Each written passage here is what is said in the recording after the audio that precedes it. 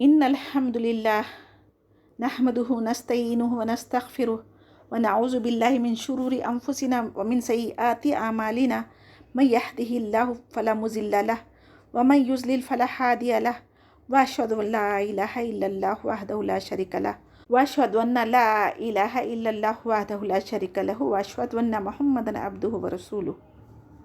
Amma ba'd. رب اشرح لي صدري ويسر لي أمري واحلل عقدة من لساني يفقهوا قولي ربي يسر ولا تعسر وتمم بالخير وبك نستعين يا فتاح ربي زدني علما اللهم انفعنا بما علمتنا وعلمنا ما ينفعنا وزدنا علما اللهم إني أسألك علما نافعا ورزقا طيبا وعملا مقبولا اللهم فقهنا في الدين آمين يا رب العالمين. السلام علیکم ورحمۃ اللہ وبرکاتہ. جیسا کہ آپ سب کو پتہ ہے اب رمضان آنے والا ہے، اور رمضان مبارک جب آتا نبی کریم صلی اللہ علیہ وسلم کو حضرت جبرائیل علیہ السلام نے قرآن کا دورہ کرواتے تھے، اور جس سال آپ صلی اللہ علیہ وسلم کا وصال ہوا اس سال حضرت جبرائیل علیہ السلام نے 2 مرتبہ قرآن کا دورہ کروایا تھا. تو آج ہم اسی سنت کے مطابق دورہ قرآن شروع کرنا چاہتے ہیں. اللہ سبحانہ تعالیٰ سے اچھی دعائیں کریں اور ثابت قدمی کے ساتھ قرآن مکمل سننے کی دعا خاص طور سے کریں. اللہ تعالیٰ ہمارے لیے آپ کے لیے وقت میں برکت دے، ہمارا سکھانا آپ کا سننا قبول فرمائے. اس میں جو کمی، جو کوتاہی، جو غلطی ہے اللہ سبحانہ تعالیٰ اس پر پکڑ نہ کریں، اور جو چیزیں اس میں ہدایت کی ہے ان سب کو ہم پر عمل کرنا آسان فرمائے. آمین یا رب العالمین. سورہ البقرہ مدنی سورت ہے. اس کی بہت بڑی فضیلتیں ہیں. جس گھر میں پڑھی جاتی اس گھر سے شیاطین بھاگ جاتے ہیں. سورہ بقرہ قرآن کی کوہان ہے اور اس کی بلندی ہے. اس کی ہر آیت کے ساتھ 80 فرشتے نازل ہوئے تھے. بالخصوص آیت الکرسی یہ تو خاص عرش تلے سے نازل ہوئی. حضرت عبداللہ بن مسعود رضی اللہ تعالیٰ عنہ کا فرمان ہے کہ جو شخص سورہ بقرہ کی 4 آیتیں شروع کی، پھر آیت الکرسی اور اس کے بعد کی 2 آیتیں، اور سورہ بقرہ کی آخری کی 3 آیتیں، یعنی جملہ 10 آیتیں صبح و شام پڑھ لیں تو ان کو شیطان یا کسی اور چیز نقصان نہیں پہنچا سکتی. آپ صلی اللہ علیہ وسلم نے فرمایا جس گھر میں رات کے وقت سورہ بقرہ پڑھی جائے وہاں 3 راتوں تک شیطان داخل نہیں ہو سکتا. امام ترمذی کی حدیث ہے، محمد صلی اللہ علیہ وسلم نے فرمایا قرآن سیکھو، قرآن کو پڑھو. جو کوئی اس کو سیکھتا ہے پھر اس پر عمل بھی کرتا ہے، اس کی مثال ایسی ہے جیسے مشک سے بھرا ہوا برتن جس کی خوشبو ہر طرف مہکتی ہے. اور جو قرآن حاصل کرنے کے بعد سو جانے والوں کی مثال ایسی ہے جس طرح مشک تو بھرا ہوا ہے لیکن اس کا منہ بند کیا ہوا ہے. اس حدیث مبارکہ سے ہمیں کیا پتہ چل رہا ہے؟ قرآن جو کچھ سیکھے اسے دوسروں تک پہنچانا چاہیے اور خود بھی اس پر عمل کرنا چاہیے. نبی کریم صلی اللہ علیہ وسلم نے فرمایا سورہ بقرہ سیکھو، اس کا لینا برکت ہے اور اس کو چھوڑنا باعث حسرت ہے، اور جادوگر اس کی طاقت نہیں رکھتے. پھر کچھ دیر خاموش رہے اور فرمایا سورہ بقرہ اور سورہ آل عمران دونوں نورانی صورتیں ہیں. ان دونوں صورتوں کے پڑھنے والوں کے لیے قیامت کے دن یہ دونوں صاحبان یعنی بادل کی طرح پڑھنے والوں کو سایہ کریں گے. قرآن پڑھنے والا شخص جب خبر سے اٹھے گا تو دیکھے گا کہ ایک نورانی چہرہ والا شخص کھڑا ہے اور کہتا ہے کہ کیا تم مجھے جانتے ہو؟ وہ کہیں گے نہیں، تو وہ جواب دے گا میں قرآن ہوں جس کی تم تلاوت زندگی میں کرتے تھے. اور قیامت کے دن اللہ سبحانہ تعالیٰ سے قرآن ہمارے لیے سفارش کرے گا اور اس کی سفارش قبول بھی کی جائے گی. اب اس سے ہمیں کیا پتہ چلا؟ قرآن ہماری خبر کا ساتھی بھی ہے اور حشر کے میدان میں بھی ہماری سفارش کرے گا. اب ہم میں کون ہے جو جانتے بوجھتے اس سے فائدہ نہیں اٹھائیں گے؟ تو وہی خسارہ پانے والا ہے نا. قرآن میں 7 لمبی صورتیں ہیں جس کی فضیلت بہت زیادہ ہے، جس میں ایک سورہ بقرہ بھی ہے. اور سورہ فاتحہ الحمدللہ سے شروع ہوئی اور یہ سورہ بقرہ حروف مقطعات سے شروع ہوئی. سورہ بقرہ میں علماء اکرام کہتے ہیں کہ 1000 خبریں ہیں، 1000 احکامات ہیں اور 1000 منہمات ہیں. یعنی جو کوئی اس سورہ بقرہ کو پڑھ لیں گا اس کو زندگی گزارنے کے جو طریقے پچھلے انبیاءوں کو دیے گئے تھے اور ہماری شریعت میں ہے، وہ ساری چیزیں جس سے منع کیا گیا، جو ان کے قصے کہانیاں تھے، جو یہود نصارہ نے کیا حرکتیں کی تھی، وہ ساری چیزیں ہمیں اس میں پتہ چل جائیں گی، اور کیا احکامات پر عمل کرنا ہے اور کس سے ہمیں بچنا چاہیے، یہ ساری چیزیں ہمیں انشاءاللہ سورہ بقرہ میں پتہ چلے گی. اور یہ الف لام میم جو ہے نا، ایک حرف نہیں ہے بلکہ الف ایک حرف ہے، لام ایک حرف ہے اور میم ایک حرف ہے. اور ہر حرف پر ایک نیکی ہے اور ایک نیکی کا اجر اللہ سبحانہ تعالیٰ 10 گنا سے لے کے اللہ جتنا چاہے دینے پر قادر ہے۔ قرآن مجید میں 29 صورتیں حروف مقطعات سے شروع ہوتی ہیں، جس میں سے 28 صورتیں مکی صورتیں ہیں اور ایک صورت یعنی سورہ بقرہ مدنی صورت ہے۔ یعنی حروف مقطعات کے معنی کوئی نہیں جانتا سوائے اللہ سبحانہ تعالیٰ کے۔ ہمارا ایمان اللہ پر ہونا چاہیے۔ یہ صورتوں کے شروع میں ہی آیا کرتی ہے۔ یہ کیوں آیا قرآن میں، اس کی بحث میں ہمیں نہ پڑھیں۔ کہتے ہیں کہ عربوں کی زبان عربی تھی اور نبی کریم صلی اللہ علیہ وسلم بھی عرب سے ہی تھے۔ جب نبی کریم صلی اللہ علیہ وسلم پر قرآن نازل ہوئی تو وہ لوگوں نے کیا کیا، اس پر ایمان نہیں لایا، اس کے ساتھ کفر کیا۔ تو اللہ سبحانہ تعالیٰ ان کی مادری زبان عربی ہونے کی وجہ سے اور نبی کریم صلی اللہ علیہ وسلم کو عربی زبان میں قرآن عطا کیا۔ تو جب وہ لوگ نہیں مان رہے تھے تو جو لوگ عرب کے تھے وہ تو پڑھنا لکھنا جانتے تھے، نبی کریم صلی اللہ علیہ وسلم تو امی تھے، تو ان کو چیلنج کے لیے، عاجز کرنے کے لیے اللہ سبحانہ تعالیٰ نے الف لام میم حرف مقطعہ دیا اور کہا کہ اگر تم اللہ کا مقابلہ کرنا چاہتے ہو تو اس جیسی کوئی ایک آیت بنا کر لے کر آؤ، چاہے تو تم ساری دنیا والوں کو اپنی مدد کے لیے بلا لو۔ اور یہ چیلنج جب کا نہیں تھا، قیامت تک بھی یہ چیلنج کوئی بھی اس کو پورا نہیں کر سکا۔ ذالکہ کے معنی ہے کسی چیز کی عظمت بیان کرنا ہے، تو یہ الفاظ عرب ممالک میں یوز ہوتا تھا۔ تو ذالکہ وہ کتاب ہے، اس سے کیا مراد ہے، کون سی کتاب ہے؟ لوح محفوظ میں جو کتاب ہے اس کی طرف اشارہ کیا گیا۔ جو کتاب لوح محفوظ سے آسمان زمین پر جو لا کے رکھی گئی، اسی سے وقفہ ضرورت کے مطابق 23 سال میں دنیا میں نازل فرمایا۔ کتاب سے مراد یا قرآن مجید ہے۔ لا ریبہ کے معنی ہے اللہ کی کتاب ہونے میں کوئی شک کی گنجائش ہی نہیں ہے۔ جب اللہ سبحانہ تعالیٰ خود فرما رہے ہیں کہ اس میں کوئی شک کی گنجائش نہیں ہے تو ہمیں بھی اس میں شک نہیں کرنا چاہیے۔ جو کچھ قرآن میں ہے وہ اللہ سبحانہ تعالیٰ کی کلمات ہے، اس کی بھی احکامات ہے اور ان پر ایمان والوں کو ماننا اور عمل کرنا ضروری ہے۔ یہ کب ممکن ہو سکتا؟ جب ہم اللہ سبحانہ تعالیٰ پر ایمان لائے اور اس کی کتابوں پر بھی ایمان لائیں گے۔ فیہ، اس میں ہدن یعنی ہدایت ہے، اور کس کے لیے ہے یہ؟ جو لوگ متقی ہے۔ متقی کسے کہتے ہیں؟ جو اللہ تعالیٰ سے ڈرتے اور پرہیزگاری اختیار کرتے ہیں۔ پرہیزگار کا مطلب ہے کسی چیز سے احتیاط کرنا، جیسے کسی بیماری میں ہم پرہیز کرتے نا، اسی طریقے سے ہمیں شرک بدعتوں سے پرہیز کرنا ہے۔ ان 2 آیتوں سے ہمیں کیا سمجھ میں آتا؟ سب سے پہلے حروف الف لام میم سے ہی ہمیں عاجز کر دیا گیا، ہمیں اس کا کوئی علم نہیں ہے۔ اللہ تعالیٰ زیادہ جاننے والا ہے اور علم رکھنے والا ہے۔ اور ہمارے لیے کیا سبق ہے؟ چاہے آپ دنیا کے سب سے بڑے عالم ہو، لیکن اللہ تعالیٰ کے سامنے کچھ بھی آپ کا علم نہیں ہے۔ جتنی بھی کوشش کر لو، اللہ کے علم تک کوئی نہیں پہنچ سکتا، بندہ عاجز ہے۔ قرآن میں جو عقائد یعنی توحید، رسالت اور احکامات دیے گئے ہیں وہ سب انسانیت کے لیے، کامیابی کے لیے، گمراہی سے نجات کے لیے، ان کے برحق ہونے میں کوئی شک نہیں۔ قرآن ساری انسانیت کے لیے ہے اور انسان کے لیے ہدایت اور رہنمائی کرنے کے لیے نازل ہوئی ہے۔ بعض پچھلی کتابیں اور صحیفیں جس کا ذکر قرآن میں موجود ہے وہ کسی خاص نبی اور علاقے کے لیے تھی، مگر ہمارا قرآن ایک ایسی واحد کتاب ہے جو ساری انسانیت کے لیے اتاری گئی ہے۔ لیکن اس سے کون فائدہ حاصل کر سکتے؟ جو لوگ اللہ سبحانہ تعالیٰ پر ایمان رکھتے اور اللہ سے ڈرتے، آخرت کے عذاب سے اور بچنے کی کوشش میں لگے رہتے۔ جو کچھ اس قرآن میں اللہ تعالیٰ نے حکم دیا ہے اس کو جاننے کی کوشش کریں اور زندگیوں میں عمل کر سکیں، اللہ کو راضی کر کے ہم اللہ کے عذاب سے بچ سکیں۔ جن کے دل مرنے کے بعد اللہ کے بارگاہ میں جواب دہی کا احساس نہیں رکھتے تو ویسے لوگ کو اس میں ہدایت نہیں ملنے والی ہے۔ جن کے دل میں ایمان ہی نہ ہو، آخرت کی فکر ہی نہیں رہتی ویسے لوگوں کو، تو نہ ہی وہ ہدایت طلب کریں گے، نہ ہی ان کو اللہ تعالیٰ گمراہی سے بچائے گا۔ ایسے لوگوں کو ہدایت کیسے مل سکتی جو اللہ سے مانگی ہی نہیں؟ اور تقویٰ کیا چیزوں کو کہا جاتا ہے؟ اللہ تعالیٰ پر ایمان، آخرت پر ایمان، جنت دوزخ پر ایمان، مرنے کے بعد ہمارے اعمال کے مطابق حساب ہوگا، جزا و سزا کا مالک اللہ ہے، اللہ کی رضا حاصل کرنے کی کوشش میں لگے رہنا، یہ ساری چیزیں تقویٰ والوں میں رہتی ہے۔ اس میں کیا باتیں آ جاتی ہے؟ اس میں یعنی جو کچھ ہم عبادتیں کرتے جیسے نماز، روزہ، صدقات، خیرات کرتے، اس پر کبھی بھی ہمیں غرور تکبر نہ کرنا چاہیے، بلکہ اللہ تعالیٰ اس کو قبول کیا یا نہیں کیا اس کی فکر کرنی چاہیے۔ اکثر ہم اپنے اعمال کو ریاکاری، تکبر کی وجہ سے ضائع کر لیتے ہیں۔ تقویٰ کے معنی انسان کے دل میں تڑپ ہونا چاہیے اللہ کو راضی کرنے کی، اور حلال کمائی کمانا چاہیے، جھوٹ سے بچنا چاہیے، دھوکہ بازی نہ کرنا، چوری چغلی، جھوٹ، غیبت، زنا، قتل وغیرہ، یہ سب چیزوں سے بچنا چاہیے، اور جو کچھ ہم حلال کما رہے ہیں اس میں سے اللہ تعالیٰ کی راہ میں خرچ بھی کرنا چاہیے۔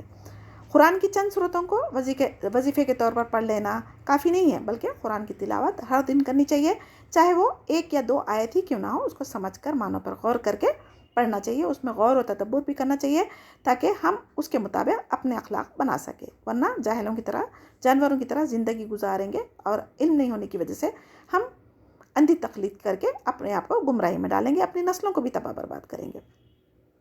اب میں یہاں پر ایک مین بات بتانا چاہوں گی، جیسا کہ سورہ فاتحہ میں ہم نے اہدنا الصراط المستقیم پڑھا تھا، تو اس کا کیا مطلب تھا؟ اللہ ہمیں صراط المستقیم پر چلا، تو اب یعنی سیدھے راستے پر چلنے کی جب آپ نے دعا مانگی تو اللہ تعالیٰ نے فوراً اس کے بعد اسی صورت میں وہ تمام چیزیں بیان کر دی جس سے ہمیں ہدایت مل سکتی ہے۔ اب متقین کے لیے ہدایت تھی، اب دیکھنا آیت نمبر 3 میں الذین یؤمنون بالغیب، اس سے کیا مراد ہے؟ تمام امور غیب جن کو انسان نہیں دیکھ سکتا، جیسے اللہ تعالیٰ کو نہیں دیکھ سکتے، فرشتوں کو نہیں دیکھ سکتے، فرشتوں پر ایمان ہے ہمارا، وحی کو ہم نہیں دیکھ سکتے لیکن اس پر بھی ایمان ہے، آسمانی کتابوں کو ہم نے نہیں دیکھا لیکن اس پر بھی ایمان ہے، جنت دوزخ بھی نہیں دیکھے لیکن ایمان ہے ہمارا، تو قیامت کے دن پر یقین ہے، عذاب قبر کو بھی کوئی نہیں دیکھا لیکن یقین ہے، تقدیر پر ایمان، نفع نقصان کا مالک صرف اللہ تعالیٰ کو سمجھنا، یہ تمام چیزیں ایمان کا حصہ ہے۔ ان چیزوں میں سے کسی ایک کا انکار کرنا کفر ہے جو انسان کو گمراہی کی طرف لے جاتی ہے۔ یقیمون الصلاۃ معنی ہے نماز کو قائم کرو، سب سے پہلا حکم عبادت میں سے جس کا آیا وہ نماز کا آیا، نماز کو پڑھنے کے لیے نہیں کہا گیا بلکہ قائم کرو کہا گیا ہے۔ قائم کرنا کس کو کہتے ہیں؟ سب سے پہلے ہم جب نماز کا ارادہ کرتے ہیں تو طہارت کا خیال رکھنا چاہیے، کپڑوں کا پاک ہونا ہے، جگہ کا پاک ہونا، پھر تعوذ پڑھنا، وضو کرنا، قبلہ رخ ہونا، وقت کی پابندی کے ساتھ ادا کرنا، نیت یعنی ارادہ کرنا، پھر رکوع سے قیام تلاوت کرنا، قیام کرنا، پھر رکوع کرنا، سجدہ کرنا، اس کے بیچ میں تسبیح پڑھنا، اللہ تعالیٰ کی بڑائی بیان کرنا، قاعدہ، پھر سلام پھیرنا، یہ ساری چیزیں اللہ سبحانہ تعالیٰ کی نماز کو قائم کرنے میں۔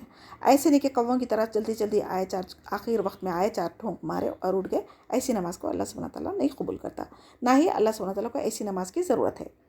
نماز شروع کرنے کے بعد سورہ فاتحہ جب پڑھتا نا تو اس کے بعد کوئی اور سورہ پڑھنا چاہیے، اور جب سورہ فاتحہ پڑھتے تو اب اس کے معنوں پر غور کرتے ہوئے پڑھیں، اس کے بعد ہم اللہ سبحانہ تعالیٰ سے دعا کرنی چاہیے۔ اس میں درود ابراہیم بھی ہے، جب تک درود نہیں پڑھی جاتی نا، دعا مطلق رہتی، وہ قبول نہیں ہوتی، تو جب درود ابراہیم بھی پڑھ لیں گے ہم تو جو نماز میں ہم سورہ فاتحہ دعا کے طور پر پڑھیں وہ بھی انشاءاللہ قبول ہونے والی ہے۔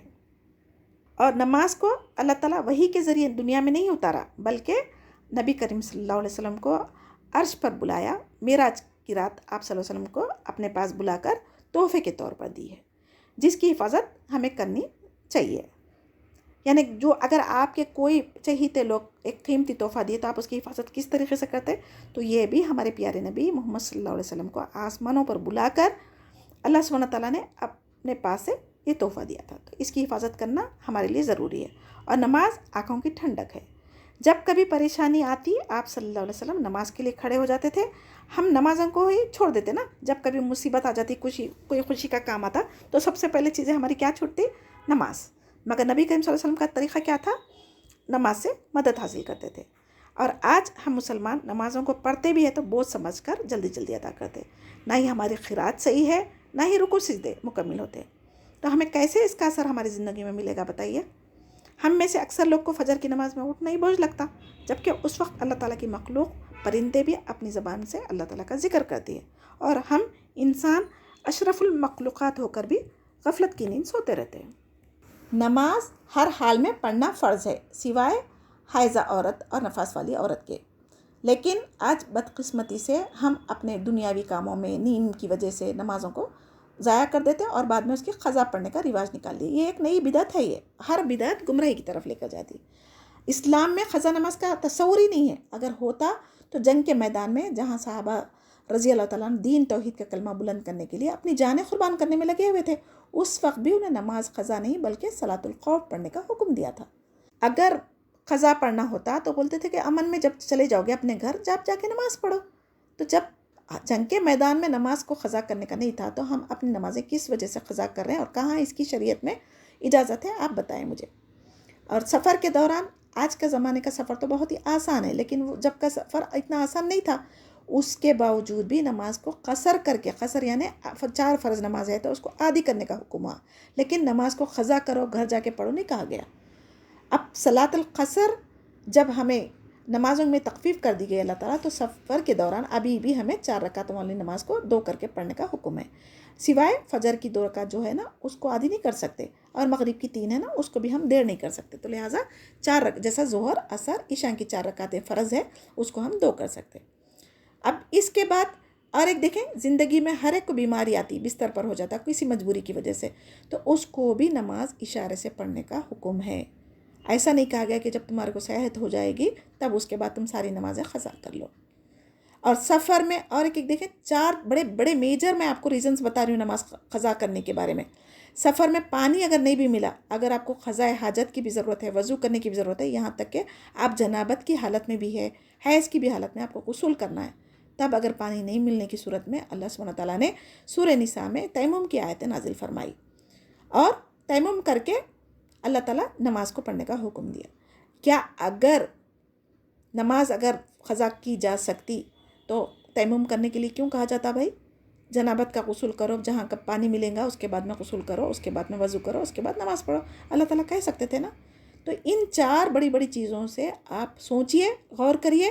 ہماری نماز قضا جو پڑھنے کا رواج بن چکا، یوٹیوب سے بھی بہت سارے لوگ اپنے دین میں بدعتیں شامل کر رہے ہیں، تو آپ سوچئے کہ اب اتنی بڑی بڑی میجر چیزیں میں بتانے کے بعد کیا ہم نمازیں قضا کر سکتے کیا؟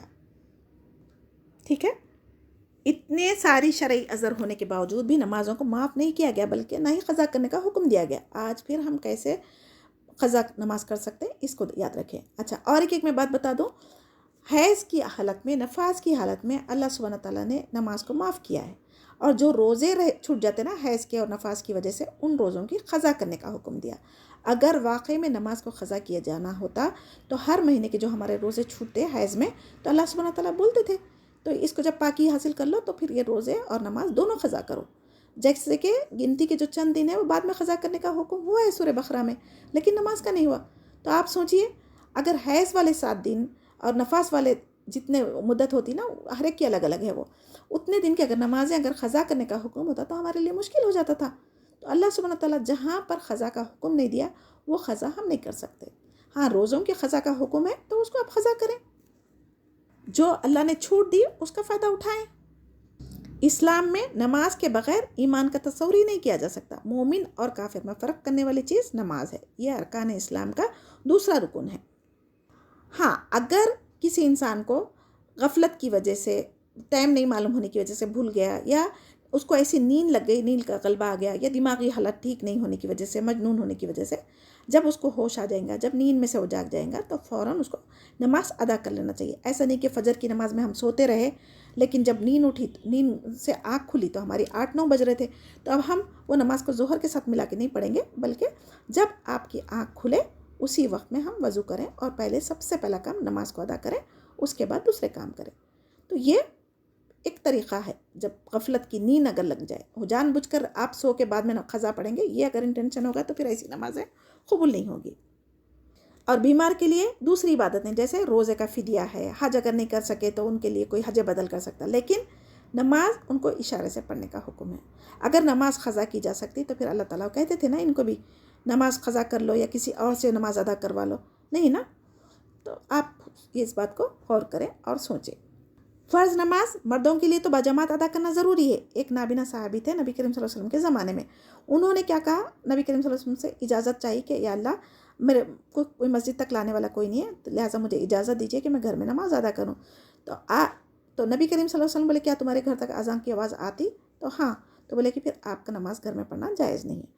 آج ہمارے مرد حضرات اگر نماز پڑھتے بھی ہے تو گھروں میں پڑھنے کی عادت بنا لی ہے۔ تو شیطان نے ہمیں اللہ سبحانہ تعالیٰ کی عبادت، خاص طور پر نماز جس میں سجدے ہے، اس سے روکنا چاہتا ہے، کیونکہ شیطان نے ایک سجدے کا انکار کر کے جنت سے نکالا گیا۔ تو وہ کیسے چاہے گا کہ ہم بندے سجدے کر کے اللہ کو راضی کر لیں؟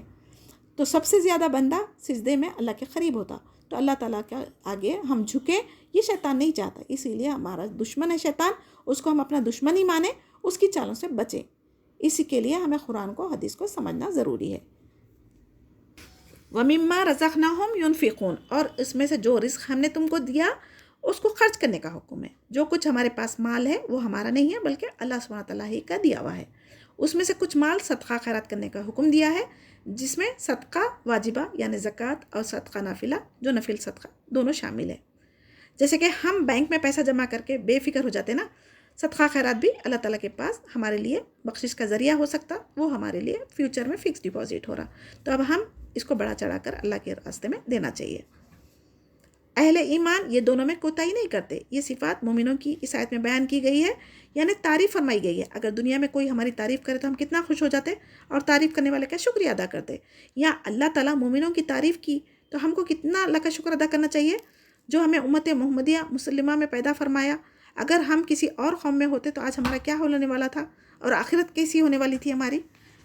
جو کچھ ہم اپنے ماں باپ پر اہل ویل پر خرچ کرتے خوش دلی سے کریں وہ صدقہ ہے اور اس کا اجر ہمیں ضرور ملے گا.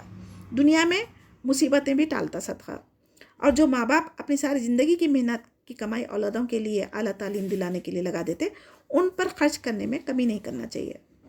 وہاں اولاد ماں باپ کو بڑھاپے میں بوجھ سمجھنے لگ رہی ہے نا، تو اسی وجہ سے آج اولڈ ایج ہوم بنے ہوئے ہیں اور یتیموں پر خرچ نہیں کرنا چاہتے، اسی لیے یتیم خانے بنے ہوئے ہیں.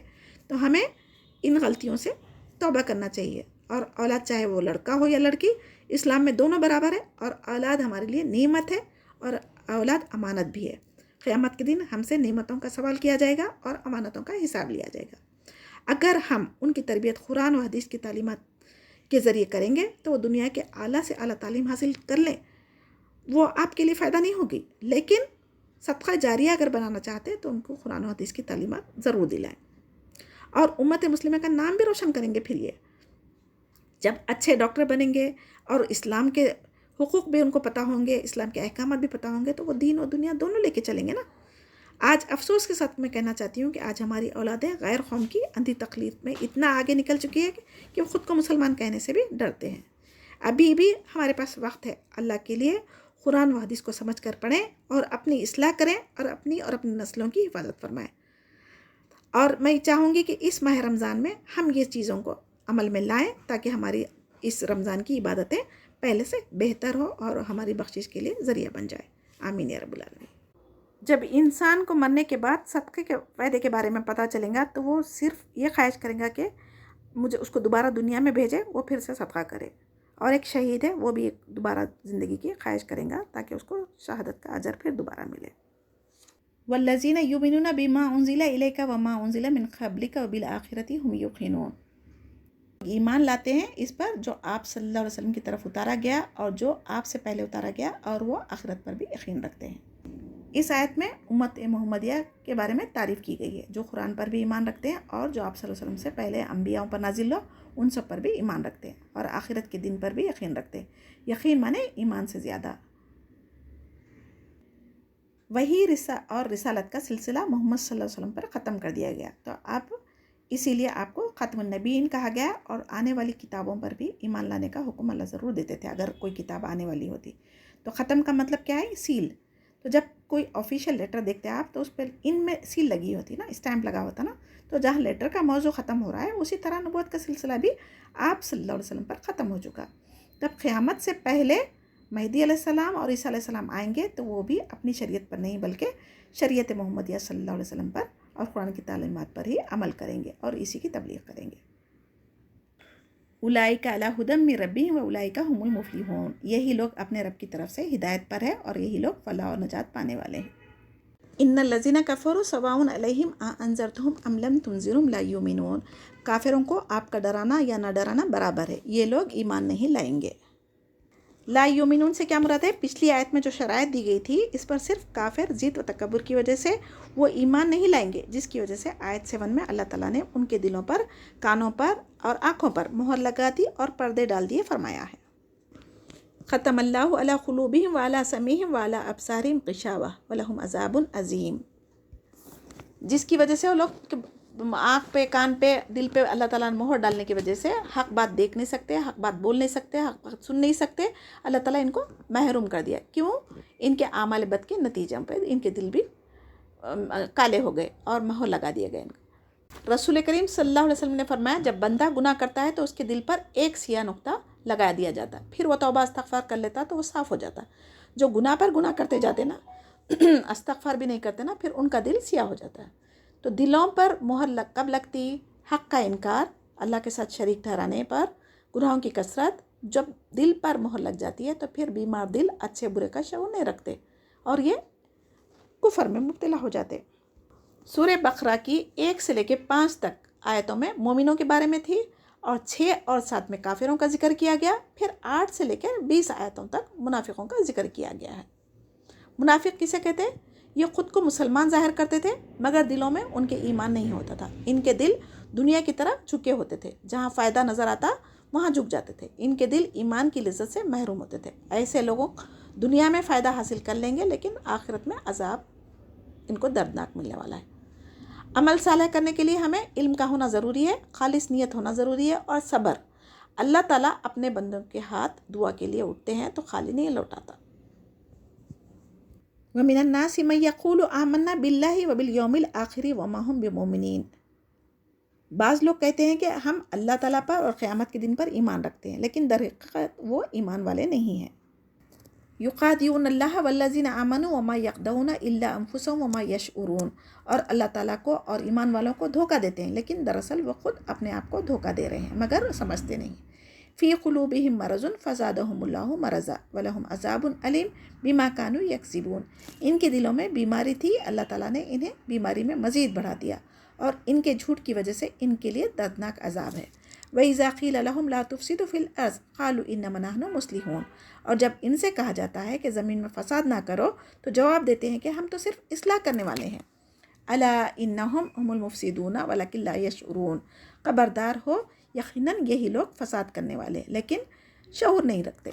وَإِذَا قِيلَ لَهُمْ آمِنُوا كَمَا آمَنَ النَّاسُ قَالُوا أَنُؤْمِنُ كَمَا آمَنَ السُّفَهَاءُ أَلَا إِنَّهُمْ هُمُ السُّفَهَاءُ وَلَكِنْ لَا يَعْلَمُونَ، اور جب ان سے کہا جاتا کہ اور لوگوں یعنی صحابہ کی طرح ایمان لاؤ تو جواب دیتے کہ کیا ہم ایسا ایمان لائیں جیسا بے وقوف لائے ہیں۔ خبردار ہو جاؤ یقیناً یہی بے وقوف ہے لیکن جانتے نہیں۔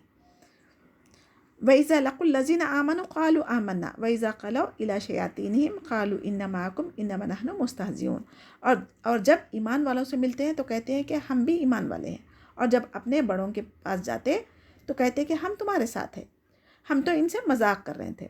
اللہ یستہزئ بہم ویمدہم فی طغیانہم یعمہون، اللہ تعالیٰ بھی ان سے مذاق کرتا ہے اور انہیں ان کی سرکشی اور بہکاوے میں اور بڑھا دیتا ہے۔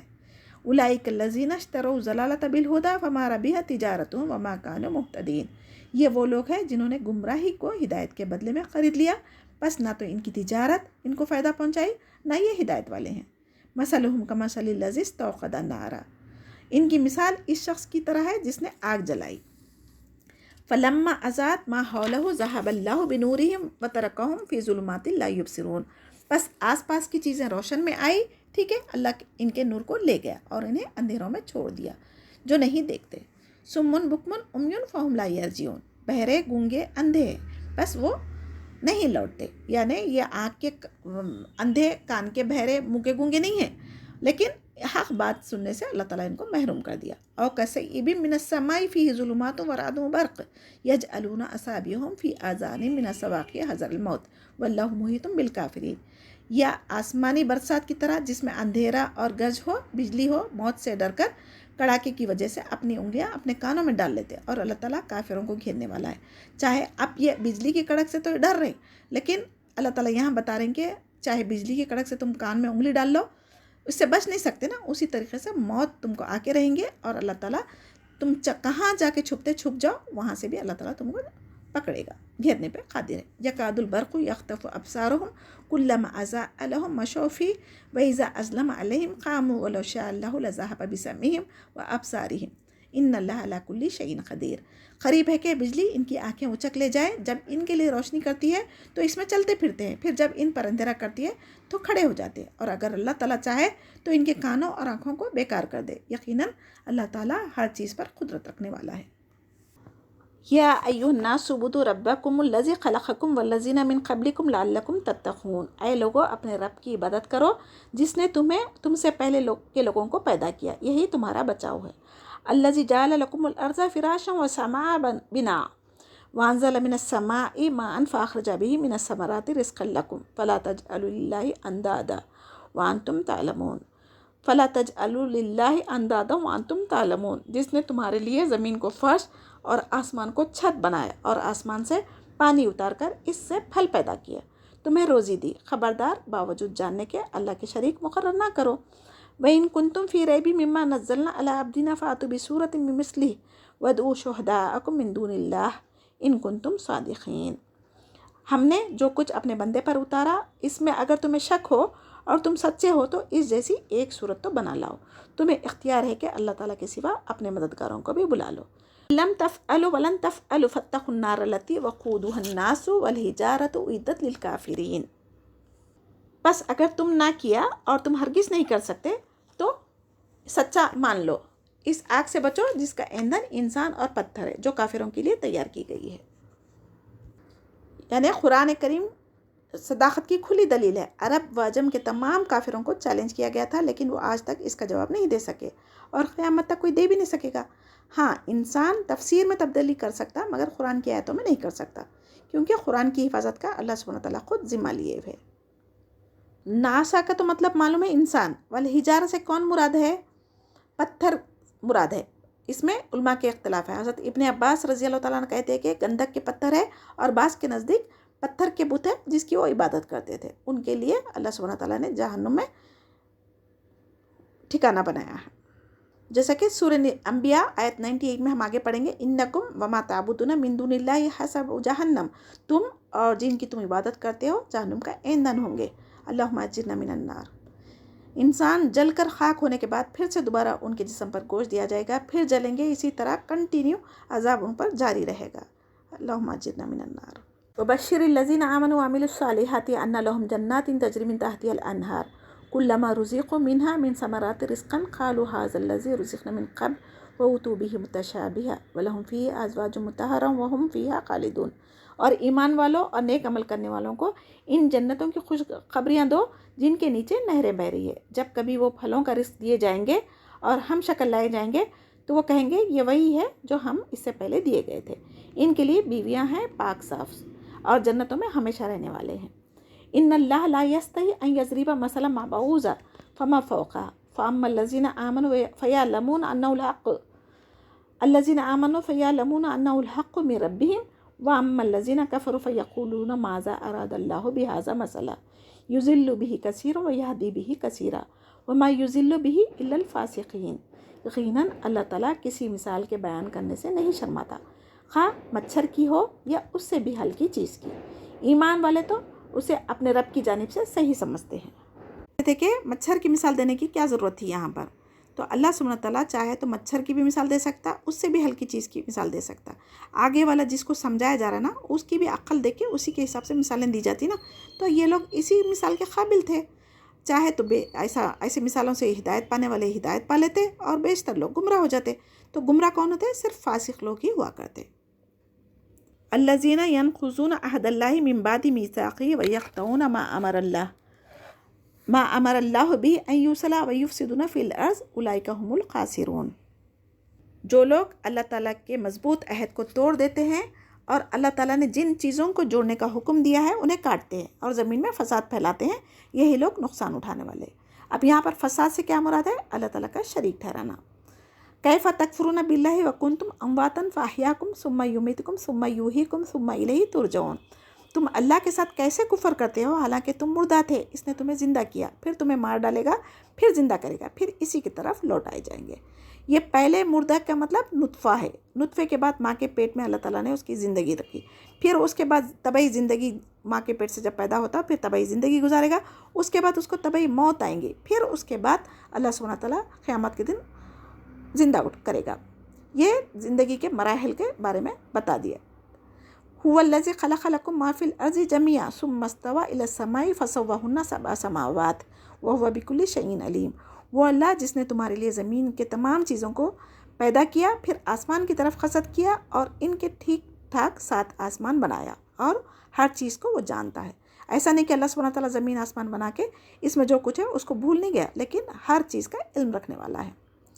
وَإِذَا قَالَ رَبُّكَ لِلْمَلَائِكَةِ إِنِّي جَاعِلٌ فِي الْأَرْضِ خَلِيفَةً قَالُوا أَتَجْعَلُ فِيهَا مَن يُفْسِدُ فِيهَا وَيَسْفِكُ الدِّمَاءَ وَنَحْنُ نُسَبِّحُ بِحَمْدِكَ وَنُقَدِّسُ لَكَ قَالَ إِنِّي أَعْلَمُ مَا لَا تَعْلَمُونَ۔ جب تیرے رب نے فرشتوں سے کہا کہ میں زمین میں خلیفہ بنانے والا ہوں، تو انہوں نے کہا ایسے شخص کو کیوں پیدا کرتا ہے جو زمین میں فساد کرے اور خون بہائے، اور ہم تیری تسبیح، ہم پاکیزگی بیان کرنے والے ہیں۔ اللہ تعالیٰ نے فرمایا جو میں جانتا ہوں تم نہیں جانتے۔ اس آیت میں جب اللہ سبحانہ تعالیٰ نے فرشتوں کے سامنے ذکر کیا کہ بطور خلیفہ میں دنیا میں آدم علیہ السلام کو بھیجنے والا ہوں، تو دنیاوی امور سر انجام دینے کے لیے کسی کو نائب بنانا تھا، کسی کی موت کے بعد یا کسی کی غیر حاضری میں کسی کو جانشینی دیتے نا، اسی طریقے سے تو فرشتے نور سے بنائے گئے، اور یہ الگ مخلوق ہے جو انسان سے پہلے بنائے گئے تھے، اور فرشتوں کے پاس غیب کا علم نہیں تھا، وہ اللہ تعالیٰ کے مقرب فرشتے ہونے کی وجہ سے ان کو اتنا علم ہوتا تھا جس کا اللہ تعالیٰ نے انہیں حکم دیا تھا۔ تو فرشتوں کو معلوم تھا کہ انسانوں سے پہلے زمین پر جنات قتل فساد یہ کرے تھے نا، تو فرشتوں کے ذریعے بٹایا گیا تھا، تو وہ علم کی بنا پہ انہوں نے سوچا کہ یہ انسان کو پھر جب دوبارہ بھیجیں گے تو یہ بھی یہی کام کریں گے، اور اگر عبادت کرنے کا مقصد ہے دنیا میں خلیفہ بھیجنے کا، تو کیا ہم آپ کی عبادت کرنے کے لیے دن رات لگے ہوئے ہیں نا، وہ فرشتوں نے کہا تھا۔ لیکن جب اللہ تعالیٰ نے کہا کہ جس کا علم مجھے ہے تمہیں نہیں ہے، تو پھر فرشتوں نے اپنی بات پر نادم ہو گئے۔ وَعَلَّمَ آدَمَ الْأَسْمَاءَ كُلَّهَا ثُمَّ عَرَضَهُمْ عَلَى الْمَلَائِكَةِ فَقَالَ أَنْبِئُونِي بِأَسْمَاءِ هَؤُلَاءِ إِن كُنتُمْ صَادِقِينَ۔ اور اللہ تعالیٰ نے آدم علیہ السلام کو تمام نام سکھا کر ان چیزوں کو فرشتوں کے سامنے پیش کیا، اور فرمایا اگر تم سچے ہو تو ان چیزوں کے نام بتاؤ۔ قالوا سبحانك لا علم لنا الا ما علمتنا انك انت العلیم الحکیم۔ ان سب نے کہا اے اللہ تیری ذات پاک ہے، ہمیں تو صرف اتنا ہی علم ہے جتنا تو نے ہمیں سکھا رکھا ہے، پورے علم حکمت والا تو ہی ہے۔ یہ آیت 32 میں اللہ تعالیٰ کے دو نام علیم اور حکیم آئے ہیں۔ یہ قرآن میں 29 ٹائم مل کر آئے ہیں، کیونکہ وہ ہر چیز کا علم رکھتا ہے اور جانتا ہے کہ کس کو کیا دینا ہے، اس میں حکمت بھی ہوتی ہے۔ زمین اور آسمان کی کوئی بھی چیز اللہ سبحانہ تعالیٰ سے پوشیدہ نہیں ہے۔ انسان کے گناہوں کے باوجود بھی نعمتیں ہمیں دیتا ہے، فوراً عذاب نہیں دیتا، اس میں بھی اللہ تعالیٰ کی حکمت چھپی ہوئی ہے۔ قال یا آدم انبئهم باسمائهم فلما انبأهم باسمائهم قال الم اقل لكم انی اعلم غیب السماوات والارض واعلم ما تبدون وما کنتم تکتمون۔ اللہ تعالیٰ نے حضرت آدم علیہ السلام سے فرمایا تم ان کے نام بتا دو۔ جب انہوں نے بتا دیے تو فرمایا کہ کیا میں نے تمہیں پہلے نہیں کہا تھا زمین اور آسمان کا غیب میں ہی جانتا ہوں، اور میرے علم میں ہے جو تم ظاہر کر رہے ہو اور جو تم چھپاتے ہو۔ وَإِذْ قُلْنَا لِلْمَلَائِكَةِ اسْجُدُوا لِآدَمَ فَسَجَدُوا إِلَّا إِبْلِيسَ۔ جب اللہ نے فرشتوں کو آدم علیہ السلام کو سجدہ کرنے کا حکم دیا تو فرشتوں نے ہی سجدہ کیا سوائے ابلیس کے۔ ابا واستکبر وکان من الکافرین، اس نے انکار کیا اور تکبر کیا اور کافروں میں ہو گیا۔ وَقُلْنَا يَا آدَمُ اسْكُنْ أَنْتَ وَزَوْجُكَ الْجَنَّةَ وَكُلَا مِنْهَا رَغْدًا حَيْثُ شِئْتُمَا وَلَا تَقْرَبَا هَٰذِهِ الشَّجَرَةَ فَتَكُونَا مِنَ الظَّالِمِينَ۔ اور ہم نے کہہ دیا کہ اے آدم تم اور تمہاری بیوی جنت میں رہو اور جہاں کہیں سے چاہو بفراغت کھاؤ، لیکن اس درخت کے قریب بھی نہ جانا ورنہ ظالم ہو جاؤ گے۔ اس آیت میں اللہ سبحانہ تعالیٰ نے آدم علیہ السلام کو تیسری فضیلت دی۔ وہ کیا تھی؟ اللہ تعالیٰ نے کہہ دیا کہ اے آدم تم اور تمہاری بیوی جنت میں رہو۔ پہلی کیا تھی تعظیم؟ اللہ تعالیٰ نے آدم علیہ السلام کو خود اپنے ہاتھ سے بنایا، اور آدم علیہ السلام کی تعظیم کے لیے فرشتوں کو سجدہ کرنے کا حکم دیا۔ اب تیسرا، آدم علیہ السلام کو جنت میں رہنے کی اجازت دی، اور جہاں سے چاہو بافراغت یعنی دل بھر کے کھاؤ، لیکن ایک درخت کے قریب نہ جانے کا حکم دیا تھا۔ پھر آدم علیہ السلام کی تسکین کے لیے انہی کی پھسلی سے حوا علیہ السلام کو پیدا کیا تھا، تو تاکہ ایک دوسرے کے ساتھ اپنا دل بہلائے، جو چاہے کھائے۔ خاص طور پر ایک درخت سے منع کیا گیا تھا نا، اس کے بارے میں اکثر مشہور ہے کہ وہ گندم کا درخت تھا۔ اللہ عالم، قرآن حدیث میں اس کی کوئی دلیل نہیں ملتی، اس کے جاننے یا نہ جاننے سے ہمارے لیے کوئی فائدہ یا نقصان ہونے والا نہیں ہے، تو ایسے سوالات سے ہمیں بچنا چاہیے۔ درخت کے قریب بھی نہیں جانا، اس سے ہمارے لیے کیا سبق ہے؟ کوئی بھی چیز سے منع اگر کیا گیا ہے قرآن و حدیث میں تو ہمیں بھی اس کے قریب نہیں جانا چاہیے۔ جب شیطان ہمیں بھٹکا دے گا، اگر اس کے ہم قریب بھی جائیں گے تو کیا ہوگا؟ گناہ بھی کروا دے گا، جیسے آدم اور حوا کے ساتھ کیا، جھوٹی قسمیں کھا کر ہمیشہ زندہ رہنے کی لالچ دے کر گناہ کروایا۔ اب جیسا کہ ہم کسی مجلس میں جا رہے ہیں، ناچ گانے محفلوں کی، آج کل کی شادیوں میں بغیر میوزک کے، بغیر ناچ گانے کے، بے حیائی کے کچھ کام ہو رہے نہیں۔ اگر ہم ویسی جگہ پر چلے گئے، اگر ہم وہاں بیٹھے ہوئے بھی ہیں، تو شیطان کیا کرتا؟ وہ بری چیز کو ایسے جاتے جاتے ہم کو برائی نہیں لگتی، وہ پھر ہم اس کو انجوائے کرنے لگتے۔ تو ایسی جگہوں پر جانا بھی نہیں چاہیے، قریب بھی نہیں جانے کا حکم ہوا تھا۔ جس کی وجہ سے آدم علیہ السلام کو جنت میں نکالا گیا، تو وہ کیا تھی؟ شیطان کی چھوٹی خصمیں، جھوٹے وعدے تھے. یہ شیطان کی خصلت ہے.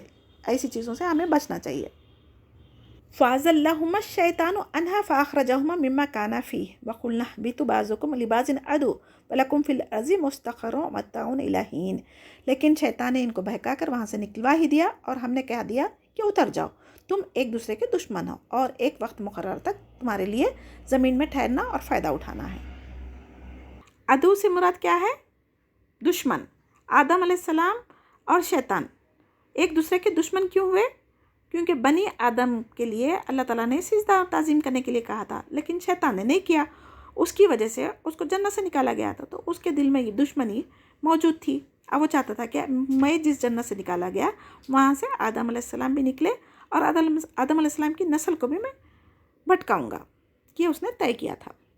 فی الارض مستقرہ کا مطلب ہے کچھ دن کے لیے زمین میں رہو. یہ آدم علیہ السلام سے کہا جا رہا. تو اس میں ہمارے لیے بھی سبق ہے کہ دنیا میں ہم کچھ دن کے لیے رہنے آئے ہیں، اس کے باوجود ہم دنیا کی زندگی کو سب کچھ سمجھ کر اسی میں مشغول ہو جاتے ہیں اور آخرت کو بھول جاتے ہیں.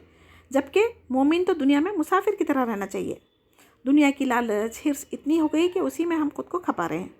اور آج اگر ہمارے پاس ٹائم نہیں ہے تو کس کے لیے؟ قرآن سیکھنے کے لیے، عمل کرنے کے لیے وقت نہیں ہے. دنیا کی تعلیم کے لیے ہر دن گھنٹوں لگاتے ہم، بھاری بھاری کتابیں، بھاری بھاری فیسیں دے کے پڑھتے، لیکن قرآن کو فری سیکھنے کے لیے بھی کسی کے پاس وقت نہیں ہے آج کل. تو یہ بہت ہی افسوس والی بات ہے. جس نے ہمیں پیدا کیا، اتنی ساری نعمتیں دی، اسی کے لیے وقت نہیں ہے. افسوس کی بات ہے نا. جب اسی کی طرف لوٹنا بھی ہے ہمارے کو اور اسی کے مطابق ہمیں حساب کتاب دینا بھی ہے. مثال کے طور پر آپ کسی کو اچھے گفٹ دیے تھے اور آپ ان سے کچھ چھوٹی سی ریکویسٹ کی لیکن وہ نہیں پوری کی، تو آپ کا ریئیکشن کیا ہوتا؟ تو جب ہم اللہ سبحانہ تعالیٰ کے سامنے جائیں گے تو ہمارا کیا حشر ہونے والا ہے؟ غور کرنے والی بات ہے. فَتَلَقَّىٰ آدَمُ مِن رَبِّهِ كَلِمَاتٍ فَتَابَ عَلَيْهِ إِنَّهُ هُوَ التَّوَّابُ الرَّحِيمُ. حضرت آدم علیہ السلام نے اپنے رب سے چند باتیں سیکھ لی اور اللہ تعالیٰ نے ان کی توبہ قبول فرمائی. بے شک وہی توبہ قبول کرنے والا اور رحم کرنے والا ہے. اب یہاں ہمیں اس سے کیا پتہ چل رہا؟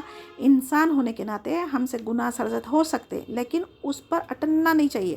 اس پر قائم رہنے کے بجائے اللہ تعالیٰ سے توبہ استغفار کرنا چاہیے. اللہ تعالیٰ غفور رحیم ہے، وہ ہماری بہت توبہ قبول کرنا چاہتا ہے. قُلْنَا اهْبِطُوا مِنْهَا جَمِيعًا فَإِمَّا يَأْتِيَنَّكُم مِّنِّي هُدًى فَمَن تَبِعَ هُدَايَ فَلَا خَوْفٌ عَلَيْهِمْ وَلَا هُمْ يَحْزَنُونَ. ہم نے کہا تم سب یہاں سے چلے جاؤ، جب کبھی تمہارے پاس میری ہدایت پہنچے تو اس کی تابداری کرنے والوں پر کوئی خوف غم نہیں ہوگا. وَالَّذِينَ كَفَرُوا وَكَذَّبُوا بِآيَاتِنَا أُولَٰئِكَ أَصْحَابُ النَّارِ هُمْ فِيهَا خَالِدُونَ. اور جو انکار کر کے ہماری آیتوں کو جھٹلائیں گے وہ جہنمی ہے اور ہمیشہ اسی میں رہیں گے. یا بنی اسرائیل اذکروا نعمتی التی انعمت علیکم واوفوا بعہدی اوفی بعہدکم وایای فارہبون. اے بنی اسرائیل، میری اس نعمت کو یاد کرو جو میں نے تم پر انعام کی، اور میرے عہد کو پورا کرو، میں تمہارے عہد کو پورا کروں گا اور مجھ سے ڈرو. آیت 40 میں بنی اسرائیل سے خصوصی خطاب کیا گیا ہے کیونکہ بنی اسرائیل کے پاس رسول اور آسمانی کتابیں آئی تھی. ان پر اللہ تعالیٰ کی انعامت بے انتہا ہونے کے باوجود آپ صلی اللہ علیہ وسلم کی نشانیاں جانتے ہوئے بھی وہ ایمان نہیں لائے تھے، جس کی وجہ سے انہیں جو سزائیں دی گئی اس کا ذکر کیا گیا ہے. بنی اسرائیل پر 10 انعامات، ان کی 10 بدعمالیوں پر دی گئی سزاؤں کا ذکر آیت 147 تک کیا گیا ہے. وَآمِنُوا بِمَا أَنزَلْتُ مُصَدِّقًا لِمَا مَعَكُمْ وَلَا تَكُونُوا أَوَّلَ كَافِرٍ بِهِ وَلَا تَشْتَرُوا بِآيَاتِي ثَمَنًا قَلِيلًا وَإِيَّايَ فَاتَّقُونِ. اور اس کتاب پر ایمان لاؤ جو میں نے تمہاری کتابوں کی تصدیق میں نازل فرمائی، اور اس کے ساتھ تم بھی پہلے کافر نہ بنو. میری آیتوں کو تھوڑی تھوڑی قیمت پر نہ فروخت کرو اور صرف مجھ ہی سے ڈرو. اس کا مطلب یہ نہیں ہے کہ جب زیادہ مال دولت مل جائیں گا تو اس کو فروخت کر سکتے، ایسا ہرگز نہیں ہے. اللہ تعالیٰ کے آخرت کے معاملے میں دنیا میں جب سے دنیا بنی قیامت تک دنیا میں جتنی بھی چیزیں ہیں اتنی ساری چیزیں، مال دولت جو بھی ہے، قارون کے خزانے ہونے دو، چاہے وہ فرعون کے یا حامان کے، لقمان کے، جو بھی ہونے دو، وہ سب اللہ تعالیٰ کے آخرت کے بدلے میں قلیل ہے، بہت تھوڑی ہے. اور یہ کتاب اللہ سبحانہ تعالیٰ کی تمام پچھلی کتابوں کی تصدیق کرنے والی ہے، اور ان کی کتابوں میں یہ کتاب کا بھی نبی کریم صلی اللہ علیہ وسلم کے بارے میں بھی تھا. اتنا سارا علم رکھنے کے بعد بھی یہ لوگ کیا کریں؟ حسد، تکبر کی وجہ سے، کیونکہ نبوت بنی اسرائیل سے نکل کے بنی اسماعیل میں منتقل ہو گئی تھی نا، تو وہ ان کو جو ان کا سالوں سے، ان کی صدیوں سے جو ان کا رواب تھا، دبدبا تھا، بڑے علم والے سمجھتے تھے اپنے آپ کو، اللہ کے چہیتے سمجھتے تھے، وہ رواب حسد کی وجہ سے ان لوگوں نے نبی کریم صلی اللہ علیہ وسلم کو نہیں مانا. تو یہاں پر بتا رہے ہیں کہ تم اللہ تعالیٰ کی نشانیاں جانتے تھے، اس کے باوجود تم کفر کر رہے ہیں. اور یہ دنیا کمانا ان کا مقصد تھا نا، تو دنیا کا مال متاع وہ بہت ہی قلیل ہے آخرت کے بدلے میں. وَلَا تَلْبِسُوا الْحَقَّ بِالْبَاطِلِ وَتَكْتُمُوا الْحَقَّ وَأَنْتُمْ تَعْلَمُونَ. اور حق کو باطل کے ساتھ غلط ملت نہ کرو اور نہ حق کو چھپاؤ، تمہیں تو خود اس کا علم ہے. وَأَقِیمُوا الصَّلَاةَ وَآتُوا الزَّکَاةَ وَارْکَعُوا مَعَ الرَّاکِعِینَ. اور نمازوں کو قائم کرو اور زکوٰۃ دو اور رکوع کرنے والوں کے ساتھ رکوع کرو. أَتَأْمُرُونَ النَّاسَ بِالْبِرِّ وَتَنْسَوْنَ أَنفُسَکُمْ وَأَنْتُمْ تَتْلُونَ الْکِتَابَ أَفَلَا تَعْقِلُونَ. کیا لوگوں کو بھلائیوں کا حکم دیتے اور خود اپنے آپ کو بھول جاتے باوجود کہ تم کتاب پڑھتے ہو؟ کیا تم اتنے بھی سمجھ نہیں رکھتے؟ تو اس آیت سے ہمارے بھی لوگوں کے لیے ہے، ہم قرآن کا علم جانتے بوجھتے لیکن پھر اپنی اولادوں کو غیر شرعی رسومات میں مبتلا کرتے. تو اللہ تعالیٰ یہاں پر کیا گلا کر رہے ہیں؟ علم رکھنے کے باوجود جو بھی اللہ تعالیٰ کی نافرمانی کرتے اور دوسروں کو تو دین کی تعلیمات دیتے لیکن خود اس پر عمل نہیں کرتے، تو ایسے لوگوں کی سخت پکڑ ہونے والی ہے. وَاسْتَعِینُوا بِالصَّبْرِ وَالصَّلَاةِ وَإِنَّهَا لَكَبِیرَةٌ إِلَّا عَلَى الْخَاشِعِینَ. اور صبر نماز کے ساتھ مدد طلب کرو، یہ چیز شاق ہے مگر ڈر رکھنے والوں کے لیے. یہ کس کے لیے؟ ایمان والوں کے لیے کہا جا رہا. نماز پڑھنا، صبر کرنا، یہ یعنی اللہ تعالیٰ سے مدد طلب کرنا، یہ مشکل ضرور ہے لیکن جو اللہ سے ڈرتے ان کے لیے آسان ہے. الذین یظنون انہم ملاقو ربہم وانہم الیہ راجعون. جو جانتے ہیں کہ اپنے رب سے ملاقات کرنے والے ہیں اور اس کی طرف لوٹ کر جانے والے ہیں. یا بنی اسرائیل اذکروا نعمتی التی انعمت علیکم وانی فضلتم علی العالمین. اور اے اولاد یعقوب، میری اس نعمت کو یاد کرو جب میں نے تم پر انعام کی اور میں نے تمہیں تمام جہاں والوں پر فضیلت دی. واتقوا یوما لا تجزی نفس عن نفس شیئا ولا یقبل منها شفاعۃ ولا یؤخذ منها عدل ولا هم ينصرون. اس دن سے ڈرتے رہو جب کوئی کسی کو نفع نہ دے سکے گا اور نہ شفاعت اور سفارش قبول ہوگی اور نہ ہی کوئی بدلہ فدیہ میں لیا جائے گا اور نہ وہ مدد کیے جائیں گے. وَإِذْ نَجَّيْنَاكُمْ مِنْ آلِ فِرْعَوْنَ يَسُومُونَكُمْ سُوءَ الْعَذَابِ يُذَبِّحُونَ أَبْنَاءَكُمْ وَيَسْتَحْيُونَ نِسَاءَكُمْ وَفِي ذَلِكُمْ بَلَاءٌ مِّن رَبِّكُمْ عَظِيمٌ. اور جب ہم نے تمہیں فرعون سے نجات دی، تمہیں بدترین عذاب دیتے تھے، وہ تمہارے لڑکوں کو مار ڈالتے تھے اور تمہاری لڑکیوں کو چھوڑ دیتے تھے. اس نجات دینے کے باوجود تم اپنے رب کی مہربانی کو کیسے بھول سکتے؟ وَإِذْ فَرَقْنَا بِكُمُ الْبَحْرَ فَأَنْجَيْنَاكُمْ وَأَغْرَقْنَا آلَ فِرْعَوْنَ وَأَنْتُمْ تَنظُرُونَ. اور جب ہم نے تمہارے لیے دریا چیر پھاڑ دیا اور تمہیں اس سے پار کر دیا اور فرعونیوں کو تمہاری نظروں کے سامنے اس میں ڈبو دیا. وَإِذْ وَعَدْنَا مُوسَىٰ 40 لَيْلَةً ثُمَّ اتَّخَذْتُمُ الْعِجْلَ مِن بَعْدِهِ وَأَنْتُمْ ظَالِمُونَ. اور ہم نے حضرت موسیٰ علیہ السلام سے 40 راتوں کا وعدہ لیا تھا، پھر جب وہ کوہ طور پر گئے تو تم نے اس کے بعد بچڑا پوجنا شروع کر دیا اور تم ظالم بن گئے. ثم عفونا عنکم من بعد ذلک لعلکم تشکرون. لیکن ہم نے باوجود اس کے پھر بھی تمہیں معاف کر دیا تاکہ تم شکر کرو. وَإِذْ آتَيْنَا مُوسَى الْكِتَابَ وَالْفُرْقَانَ لَعَلَّكُمْ تَهْتَدُونَ. اور ہم نے حضرت موسیٰ علیہ السلام کو تمہاری ہدایت کے لیے کتاب اور معجزے عطا فرمائے. وَإِذْ قَالَ مُوسَىٰ لِقَوْمِهِ يَا قَوْمِ إِنَّكُمْ ظَلَمْتُمْ أَنفُسَكُمْ بِاتِّخَاذِكُمُ الْعِجْلَ فَتُوبُوا إِلَىٰ بَارِئِكُمْ فَاقْتُلُوا أَنفُسَكُمْ ذَٰلِكُمْ خَيْرٌ لَكُمْ عِندَ بَارِئِكُمْ فَتَابَ عَلَيْكُمْ إِنَّهُ هُوَ التَّوَّابُ الرَّحِيمُ. جب حضرت موسیٰ علیہ السلام نے اپنی قوم سے کہا کہ اے میری قوم، بچڑے کو معبود بنا کر تم نے اپنی جانوں پر ظلم کیا ہے، اب تم اپنے پیدا کرنے والے کی طرف رجوع کرو، اپنے کو آپس میں قتل کرو. یعنی جو لوگ نیک تھے جو گناہ کرے، بچڑے کی پوجا کرے، ان کو آپس میں قتل کرنا تھا. تمہاری بہتری اللہ تعالیٰ کے نزدیک اسی میں ہے. تو اللہ نے ان کی توبہ قبول کریں گے اور توبہ قبول کرنے والا رحم کرنے والا ہے، بتایا گیا. وَإِذْ قُلْتُمْ يَا مُوسَىٰ لَن نُّؤْمِنَ لَكَ حَتَّىٰ نَرَى اللَّهَ جَهْرَةً فَأَخَذَتْكُمْ الصَّاعِقَةُ وَأَنْتُمْ تَنظُرُونَ. اور تم اسے بھی یاد کرو، تم نے حضرت موسیٰ علیہ السلام سے کہا تھا جب تک ہم اپنے رب کو سامنے نہ دیکھ لیں ہرگز ایمان نہیں لائیں گے. اس گستاخی کی وجہ سے اللہ تعالیٰ نے ان پر بجلی گری تھی اور وہ فوت ہو گئے تھے. ثُمَّ بَعَثْنَاكُم مِّن بَعْدِ مَوْتِكُمْ لَعَلَّكُمْ تَشْكُرُونَ. لیکن پھر اس لیے اللہ تعالیٰ نے تمہیں زندہ کیا موت کے بعد کہ تم شکر گزار بنو.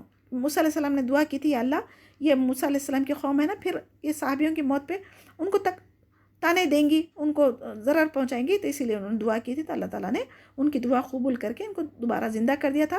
تو اب ان کو دوبارہ جب زندگی ملی تو ان کو شکر ادا کرنے کے بجائے یہ لوگ پھر سے گمراہی میں چلے گئے تھے. وَظَلَّلْنَا عَلَيْكُمُ الْغَمَامَ وَأَنزَلْنَا عَلَيْكُمُ الْمَنَّ وَالسَّلْوَىٰ كُلُوا مِن طَيِّبَاتِ مَا رَزَقْنَاكُمْ وَمَا ظَلَمُونَا وَلَٰكِن كَانُوا أَنفُسَهُمْ يَظْلِمُونَ. ہم نے تم پر بادل کا سایہ کیا اور تم پر من و سلوہ اتارا اور کہہ دیا کہ ہماری دی ہوئی پاکیزہ چیزیں کھاؤ اور انہوں نے ہم پر ظلم نہیں کیا بلکہ وہ خود اپنی جانوں پر ظلم کرتے تھے۔ وَإِذْ قُلْنَا ادْخُلُوا هَٰذِهِ الْقَرْيَةَ فَكُلُوا مِنْهَا حَيْثُ شِئْتُمْ رَغَدًا وَادْخُلُوا الْبَابَ سُجَّدًا وَقُولُوا حِطَّةٌ نَغْفِرْ لَكُمْ خَطَايَاكُمْ وَسَنَزِيدُ الْمُحْسِنِينَ۔ اور ہم نے تم سے کہا کہ اس بستی میں جاؤ اور جو کچھ جہاں کہیں سے چاہو بفراغت کھاؤ اور دروازے میں سجدہ کرتے ہوئے گزرو اور زبان سے حطہ کہو، ہم تمہاری خطائیں معاف فرمائیں گے اور نیکی والوں کو زیادہ کر کے دیں گے۔ فبدل الذين ظلموا قولا غير الذي قيل لهم فانزلنا على الذين ظلموا رجزا من السماء بما كانوا يفسقون۔ پھر ان ظالموں نے اس بات کو جو ان سے کہی گئی تھی اس کو بدل ڈالی، ہم نے بھی ان ظالموں پر ان کے فسق و نافرمانی کی وجہ سے آسمانی عذاب نازل کیا۔ وَإِذِ اسْتَسْقَىٰ مُوسَىٰ لِقَوْمِهِ فَقُلْنَا اضْرِبُوا بِعَصَاكَ الْحَجَرَ فَانْفَجَرَتْ مِنْهُ اثْنَتَا عَشَرَ عَيْنًا قَدْ عَلِمَ كُلُّ أُنَاسٍ مَشْرَبَهُمْ کلوا واشربوا من رزق اللہ ولا تعصوا فی الارض مفسدین۔ اور جب موسیٰ علیہ السلام نے اپنی قوم کے لیے پانی مانگا تو ہم نے کہا کہ اپنی لاٹھی پتھر پر مارو جس سے 12 چشمے پھوٹ نکلے، اور ہر گروہ اپنا پانی کا چشمہ پہچان لیا اور مقرر کر لیا۔ اللہ تعالیٰ کا رزق کھاؤ پیو اور زمین میں فساد نہ کرتی پھرو۔ فساد سے مراد شرک۔ وَإِذْ قَتَلْتُمْ يَا مُوسَىٰ لَن نَّصْبِرَ عَلَىٰ طَعَامٍ وَاحِدٍ فَادْعُ لَنَا رَبَّكَ يُخْرِجْ لَنَا مِمَّا تُنبِتُ الْأَرْضُ مِن بَقْلِهَا وَقِثَائِهَا وَفُومِهَا وَعَدَسِهَا وَبَصَلِهَا قال أتستبدلون الذي هو أدنى بالذي هو خير اهبطوا مصرا فإن لكم ما سألتم وضربت عليهم الذلة والمسكنة وباءوا بغضب من الله ذلك بأنهم كانوا يكفرون بآيات الله ويقتلون النبيين بغير الحق ذلك بما عصوا وكانوا يعتدون۔ جب تم نے کہا اے موسیٰ ہم سے ایک ہی قسم کی کھانے پر ہرگز صبر نہ ہو سکے گا، اس لیے اپنے رب سے دعا کرو کہ وہ ہمیں زمین کی پیداوار جیسے ساگ، ککڑی، گیہوں، مسور، پیاز دے۔ آپ نے فرمایا بہتر چیز کے بدلے ادنا چیز کیوں طلب کرتے ہو؟ اچھا شہر۔ پھر اللہ سبحانہ تعالیٰ نے کہا کہ اچھا جاؤ شہر کی طرف، وہاں تمہاری چاہت کی چیزیں سب ملیں گی۔ ان پر اللہ تعالیٰ نے ذلت اور مسکینی ڈال دی اور اللہ کا غضب لے کر لوٹے۔ یہ اس لیے کہ وہ اللہ تعالیٰ کی آیتوں کے ساتھ کفر کرتے تھے، نبیوں کا ناحق قتل کرتے تھے۔ ان کی نافرمانیوں اور زیادتیوں کا نتیجہ ہے۔ ان الذین آمنوا والذین ہادوا والنصارى والصابئین، مسلمان ہو یا یہودی ہو، نصارہ ہو یا صابی، جو کوئی بھی اللہ تعالیٰ پر اور قیامت کے دن پر ایمان لائے، نیک عمل کرے، ان کے اجر ان کے رب کے پاس ہے اور ان پر نہ تو کوئی خوف ہوگا اور نہ اداسی۔ من آمن باللہ والیوم الآخر وعمل صالحا فلہم اجرہم عند ربہم ولا خوف علیہم ولا ہم یحزنون۔ وَإِذْ أَخَذْنَا مِيثَاقَكُمْ وَرَفَعْنَا فَوْقَكُمُ الطُّورَ خُذُوا مَا آتَيْنَاكُمْ بِقُوَّةٍ وَاذْكُرُوا مَا فِيهِ لَعَلَّكُمْ تَتَّقُونَ۔ جب ہم نے تم سے وعدہ لیا اور تم پر طور پہاڑ لا کھڑا کر دیا اور کہا جو ہم نے تمہیں دیا اسے مضبوطی سے تھام لو اور جو کچھ اس میں ہے اسے یاد کرو تاکہ تم بچ سکو، یعنی اللہ تعالیٰ کی شریعت۔ ثم تولیتم من بعد ذلک فلولا فضل اللہ علیکم ورحمتہ لکنتم من الخاسرین۔ لیکن تم اس کے بعد پھر گئے، پھر اگر اللہ تعالیٰ کا فضل اور اس کی رحمت تم پر نہ ہوتی تو تم نقصان والے ہوتے تھے۔ وَلَقَدْ عَلِمْتُمُ الَّذِينَ اعْتَدَوْا مِنْكُمْ فِي السَّبْتِ فَقُلْنَا لَهُمْ كُونُوا قِرَدَةً خَاسِئِينَ۔ اور یقیناً تمہیں ان لوگوں کا بھی علم ہوگا جو تم میں سے ہفتے کے بارے میں حد سے بڑھ گئے تھے، اور ہم نے بھی کہہ دیا کہ تم ذلیل بندر بن جاؤ، یعنی ہفتے کی تعظیم کے لیے ان کو مچھلیوں کا شکار کرنے سے روکا گیا تھا، اور ان لوگوں نے خود، یہودی لوگوں نے خود جمعے کے بجائے ہفتے کو عبادت کا دن مقرر کرنا چاہتے تھے، لیکن اس دن مچھلیوں کا شکار کرنے سے اللہ تعالیٰ نے منع فرمایا تھا، وہ ان لوگوں نے نافرمانی کی۔ فَجَعَلْنَاهَا نَكَالًا لِمَا بَيْنَ يَدَيْهَا وَمَا خَلْفَهَا وَمَوْعِظَةً لِلْمُتَّقِينَ۔ ہم نے اگلے پچھلوں کے لیے عبرت کا سبب بنا دیا اور پرہیزگاروں کے لیے واعظ و نصیحت، کیونکہ اللہ تعالیٰ کے جو احکامات تھے اس کی خلاف ورزی کرنے کی وجہ سے عذاب کے طور پر ان لوگوں کو، بنی اسرائیل کے لوگوں کو بندر بننے کا حکم دیا، وہ بندر بن گئے تھے۔ وَإِذْ قَالَ مُوسَىٰ لِقَوْمِهِ إِنَّ اللَّهَ يَأْمُرُكُمْ أَن تَذْبَحُوا بَقَرَةً قَالُوا أَتَتَّخِذُونَا هُزُوًا قَالَ أَعُوذُ بِاللَّهِ أَنْ أَكُونَ مِنَ الْجَاهِلِينَ۔ اور حضرت موسیٰ علیہ السلام جب اپنی قوم سے کہا اللہ تعالیٰ تمہیں ایک گائے ذبح کرنے کا حکم دیتا ہے تو انہوں نے کہا ہم سے مذاق کیوں کرتے ہیں؟ تو موسیٰ علیہ السلام نے جواب دیا ایسا جاہل ہونے سے میں اللہ تعالیٰ کی پناہ پکڑتا ہوں۔ تو جب کبھی ہم سے بھی کوئی ایسے سوالات کرے جو شرعی احکامات کے خلاف ورزی ہے تو ہم بھی ان سے ایسے جاہلوں سے ہم بحث مباحثہ کرنے کے بجائے ان سے کنارہ کش ہو جانا چاہیے۔ قالوا ادع لنا ربك يبين لنا ما هي قال انه يقول انها بقرة لا فارض ولا بكر اوان بين ذلك فافعلوا ما تؤمرون۔ انہوں نے کہا اے موسیٰ علیہ السلام دعا کیجیے کہ اللہ تعالیٰ ہمارے لیے اس کی ماہیت بیان کر دے۔ آپ نے فرمایا وہ گائے نہ تو بالکل بوڑھیا ہو نہ بچہ بلکہ درمیانی عمر کی نوجوان ہو۔ اب جو تمہیں حکم دیا گیا بجا لاؤ۔ قالوا ادع لنا ربک یبین لنا ما لونها قال انه یقول انها بقرۃ صفراء فاقع لونها تسر الناظرین۔ وہ کہنے لگے دعا کیجیے کہ اللہ تعالیٰ بیان کرے کہ اس کا رنگ کیسا ہو۔ فرمایا وہ کہتا ہے کہ گائے کا رنگ زرد ہو، چمکیلا اور دیکھنے والوں کو بھلا لگنے والا اس کا رنگ ہونا چاہیے۔ قالوا ادع لنا ربک یبین لنا ما ہی ان البقرۃ تشابہ علینا وانا ان شاء اللہ لمہتدون۔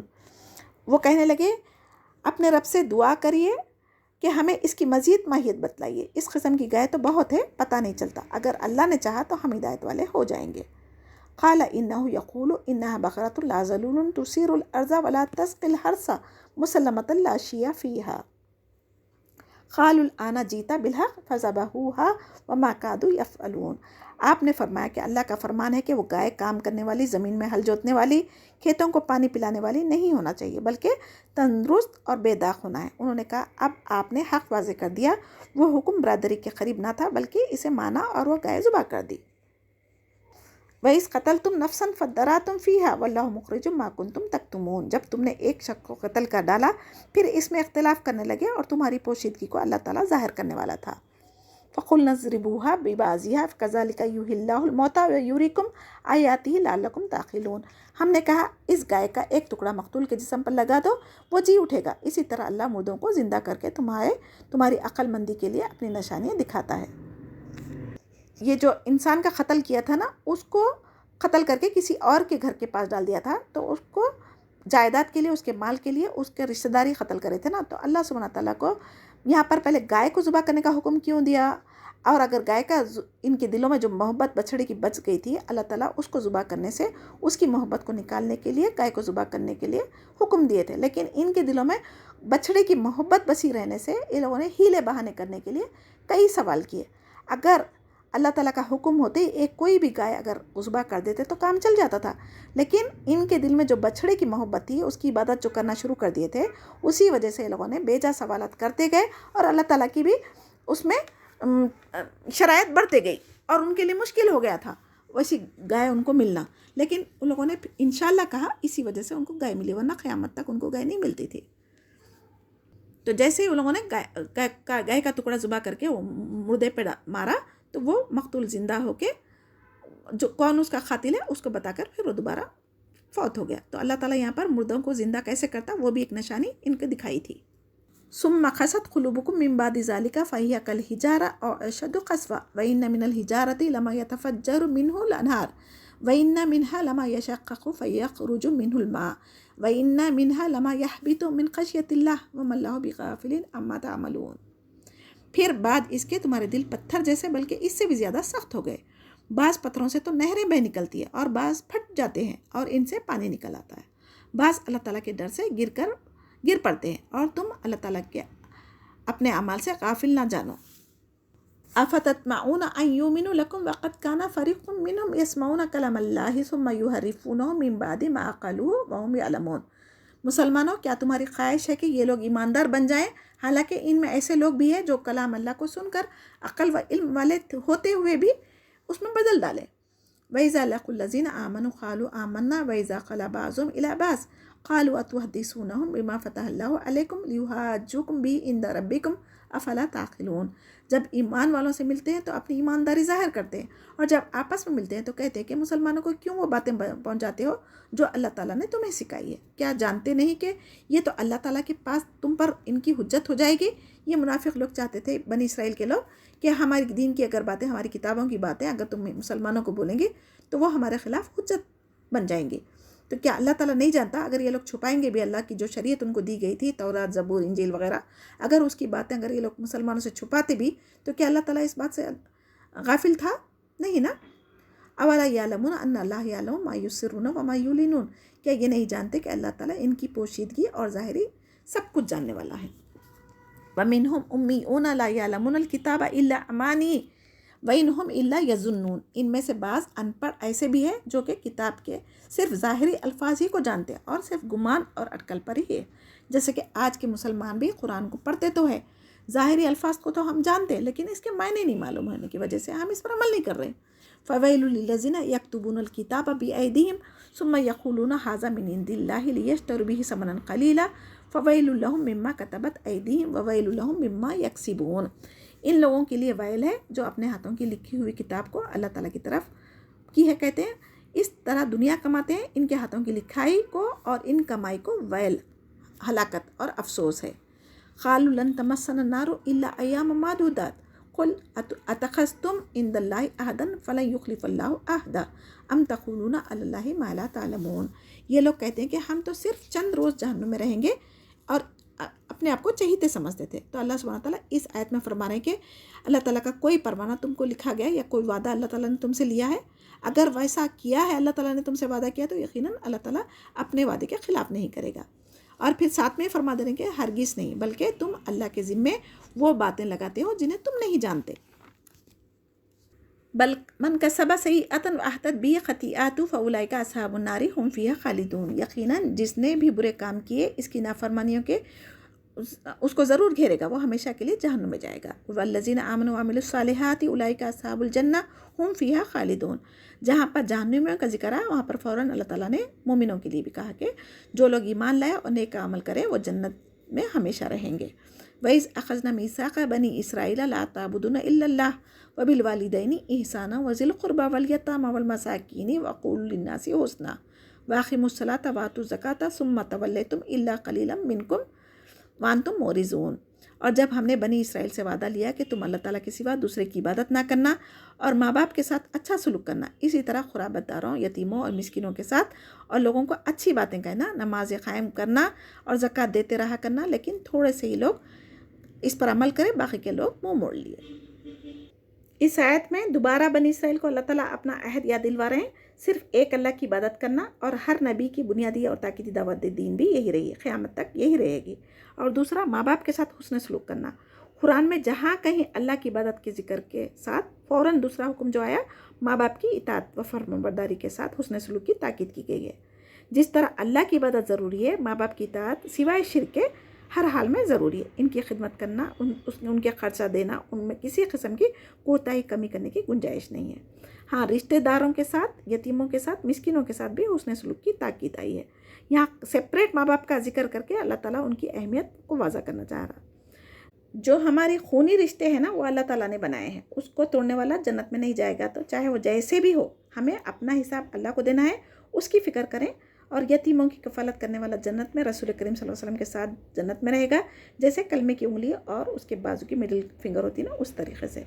تو آج ہم عہد کریں کہ آگے والا ہمارا رشتہ دار اگر ہمارا ساتھ اچھا رویہ نہیں بھی کرتا، ہمارے حق تلفی بھی کر رہا ہے، یا جو کچھ بھی وہ ہمارے ساتھ کر رہے ہیں، تو ہم اس کو نظر انداز کریں۔ ان کا عمل کا جواب وہ دینے والے ہیں، ہمیں اپنے عمل کا جواب دینا ہے۔ اگر کسی سے ہم کچھ پڑوسی ہے، مسکین ہے، غریب ہے، ان سے اگر ہم مال میں سے صدقہ خیرات نہیں کر سکتے تو ان سے اچھی بات کہنا بھی، اچھا سلوک کرنا بھی ہماری اسلام کی تعلیمات میں سے ہے، تاکہ معاشرے کے ماحول خوشگوار رہے، تبھی انسان سکون سے رہ سکتا اور عبادت سے کر سکتا، ورنہ جینا حرام ہو جاتا نا۔ احسان کا مطلب کیا ہے؟ حق سے زیادہ دینا۔ آگے والا اگر اس کا حقدار نہیں بھی ہے تو اس کو حق سے زیادہ دیں گے تو وہ خوش ہو جائے گا۔ اسلام میں ماں کو 75% حسن سلوک کا حقدار کہا ہے اور باپ کو 25%، اور ماؤں کی نافرمانی حرام کی گئی ہے۔ آپ صلی اللہ علیہ وسلم نے فرمایا تمہارے ماں باپ ہی تمہاری جنت ہے، چاہے تو ان کو راضی کر کے جنت میں چلا جائے یا پھر نافرمانی کر کے جہنم۔ اور رب کی رضا والد کی رضا میں ہے، ان کو ناراض کرنا اللہ کو ناراض کرنا ہے۔ ہمارے لیے ماں باپ جنت کے دروازے ہیں۔ جس کے بھی ماں باپ زندہ ہے ان کی خدمت آج ہی سے شروع کر دیں تاکہ جنت حاصل کر لیں، اور جس کے والدین فوت ہو گئے ہیں ان کے لیے دونوں دروازے بند ہو گئے ہیں۔ ماں باپ کو مسکرا کر دیکھنا بھی عبادت ہے۔ کتنی آسان سی نیکیاں ہیں، ہم گھر بیٹھے کما سکتے ہیں، لیکن افسوس آج ماں باپ اولاد سے بات کرتے ہوئے بھی ڈرتے، اور اولاد ماں باپ کو مسکرا کر دیکھنا تو دور کی بات ہے، ان کو ایسی نظروں سے دیکھتے کہ وہ وہیں پر ڈر کے خاموش ہو جاتے، اپنی ضرورتیں بتانے سے بھی ڈرتے۔ تو ایسی اولاد پر اللہ سبحانہ تعالیٰ کی لعنت ہے۔ قیامت کی نشانیوں میں سے ایک نشانی یہ بھی ہے کہ لونڈی آقا کو جنم دے گی۔ اس کا کیا مطلب ہے؟ جیسے لونڈی آقا کے آگے منہ نہیں کھول سکتی نا، ڈر کر رہتی ہے نا، ویسے ہی آج مائیں اولاد سے بات کرنے سے بھی ڈرتی ہے۔ دوستوں سے تو ہم ہنسی خوشی ہنس کے مسکرا کے ملتے بات کرتے، لیکن ماں باپ کے ساتھ ہمارا جو آج کا رویہ ہو گیا معاشرے میں، یہ مننے کے بعد ہمیں پتہ چلے گا کہ آخرت کی کیا سزا ہمیں ان کی وجہ سے مل رہی ہے۔ ماں باپ کی نافرمانی کرنے والوں پر 3 مرتبہ اللہ تعالیٰ نے آپ صلی اللہ علیہ وسلم نے لعنت بھیجی ہے. جنت کی خوشبو 500 میل کی مسافت سے آتی ہے نا، وہ بھی ان پر حرام ہے. اپنے کام کا احسان جتانے والوں کو بھی اللہ تعالیٰ جنت کی خوشبو بھی نہیں دے گا. ماں باپ کی نافرمان اولاد کو، شراب کے عادی کو خوشبو بھی سونگھنا نصیب نہیں ہوگا. اور وقول للناس حسنا سے کیا مراد ہے؟ تمام انسانیاں، چاہے وہ کافر ہو، مشرک ہو، مسلم ہو، کوئی بھی پڑوسی ہو آپ کے ساتھ جاب کرنے والا ہو، اسکول میں جانے والا ہو، چاہے کوئی بھی ہو، ان کے ساتھ میں بھی ہم نرمی سے بات کرنا چاہیے. ایک دوسرے کی حالت سے بے خبر زندگی آج کل گزار رہے ہیں نا، ایسا نہیں گزارنا چاہیے. دین کی تعلیمات پر اگر ہم مسلمان عمل کرنا شروع کر دیں گے نا، تو غیر قوم بھی ہمارے خود بخود عزت کرنا شروع کر دے گی. اور اللہ تعالیٰ نے اپنے حق کے بعد والدین کا حق، پھر اس کے بعد یتیموں کا، مسکینوں کا، یعنی تمام انسانیت کے حق کے بعد پھر سے یہاں پر نماز کا حکم دیا، زکوٰۃ ادا کرنے کا حکم دیا. پھر اللہ تعالیٰ بولتے کہ تم اگر منہ موڑ لیں گے تو اللہ تعالیٰ کو تمہاری ضرورت بھی نہیں ہے. وَإِذْ أَخَذْنَا مِيثَاقَكُمْ فَلَا تَسْفِكُونَ دِمَاءَكُمْ وَلَا تُخْرِجُونَ أَنفُسَكُمْ مِنْ دِيَارِكُمْ ثُمَّ أَقْرَرْتُمْ وَأَنْتُمْ تَشْهَدُونَ. اور جب ہم نے تم سے وعدہ لیا کہ آپس میں خون نہ بہانا، قتل نہ کرنا، تو آپس والوں کو جلا وطن نہ کرنا، تو تم نے اقرار کیا اور تم اس کے شاہد بھی بنے، گواہ بھی بنے. ثم انتم هؤلاء تقتلون انفسكم وتخرجون فريقا منكم من ديارهم وتظاهرون عليهم بالاسم والعدوان وإن يأتوكم أسارى تفادوهم وهو محرم عليكم إخراجهم أفتؤمنون ببعض الكتاب وتكفرون ببعض فما جزاء من يفعل ذلك منكم إلا خزي في الحياة الدنيا ويوم القيامة يردون إلى أشد العذاب وما الله بغافل عما تعملون. لیکن پھر بھی تم نے آپس میں قتل کیا اور آپس کے ایک فرقے کو جلا وطن بھی کیا اور گناہ اور زیادتی کے کاموں میں ان کے خلاف دوسری کی طرفداری کی. ہاں، جب وہ قیدی ہو کر تمہارے پاس آئے تو تم نے ان کے فدیہ دیے، لیکن ان کا نکالنا جو تم پر حرام تھا اس کا کچھ خیال نہیں کیا. بعض احکام پر ایمان رکھتے ہو اور بعض کے ساتھ کفر کرتے ہو. تم میں سے جو بھی ایسا کرے اس کی سزا اس کے سوا کیا ہوگی؟ دنیا میں رسوائی اور قیامت کے دن سخت عذاب. اور اللہ تعالیٰ تمہارے اعمال سے بے خبر نہیں ہے. اولئک الذین اشتروا الحیاۃ الدنیا بالآخرہ فلا یخفف عنہم العذاب ولا هم ینصرون. یہ وہ لوگ ہیں جنہوں نے دنیا کی زندگی کو آخرت کے بدلے خرید لیا. ان کے نہ تو عذاب ہلکے ہوں گے اور نہ ان کی مدد کی جائیں گی.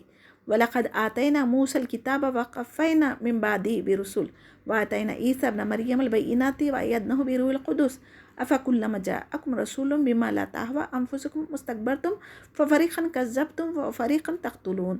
ہم نے حضرت موسیٰ علیہ السلام کو کتاب دی اور ان کے پیچھے رسول بھیجے، اور ہم نے حضرت عیسیٰ علیہ السلام ابن مریم کو روشن دلیلیں دی اور روح القدس یعنی جبرائیل علیہ السلام سے ان کی تائید کروائی. لیکن جب کبھی تمہارے پاس رسول وہ چیز لائے جو تمہاری طبیعتوں کے خلاف تھی، تم نے جھٹ سے تکبر کیا، بس بعض تو جھٹلایا اور بعض کو قتل کر ڈالا. یعنی جب ان کی مرضی کے خلاف رسول آئے، ان کی کتابوں میں ان کے احکامات آئے، تو ان لوگوں نے کیا کیا؟ بعض رسولوں کو جھٹلایا، بعض کو قتل کیا. یہ بہت بڑے جرم ان لوگوں نے کیے تھے، تو اسی وجہ سے اللہ تعالیٰ نے ان کے پاس سے نبوت چھین لی تھی. وَقَالُوا قُلُوبُنَا غُلْفٌ بَل لَّعَنَهُمُ اللَّهُ بِكُفْرِهِمْ فَقَلِيلًا مَا يُؤْمِنُونَ.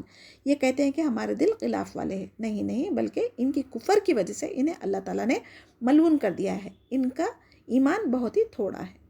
وَلَمَّا جَاءَهُمْ كِتَابٌ مِّنْ عِندِ اللَّهِ مُصَدِّقًا لِّمَا مَعَهُمْ وَكَانُوا مِن قَبْلُ يَسْتَفْتِحُونَ عَلَى الَّذِينَ كَفَرُوا فَلَمَّا جَاءَهُمْ مَا عَرَفُوا كَفَرُوا بِهِ فَلَعْنَةُ اللَّهِ عَلَى الْكَافِرِينَ.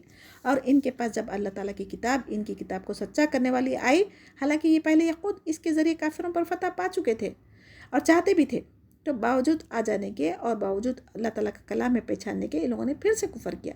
تو اللہ تعالیٰ کی لعنت ایسے کافروں پر ہو گئی.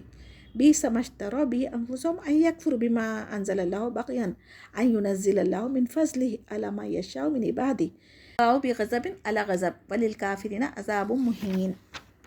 ان لوگوں نے ایمان کے بدلے میں کفر حاصل کیا نا، اللہ تعالیٰ کی طرف سے نازل شدہ چیز کے ساتھ محض حسد کی بنا پر ایمان نہیں لایا، تو اسی لیے اللہ تعالیٰ نے ان سے اپنا فضل چھین لیا.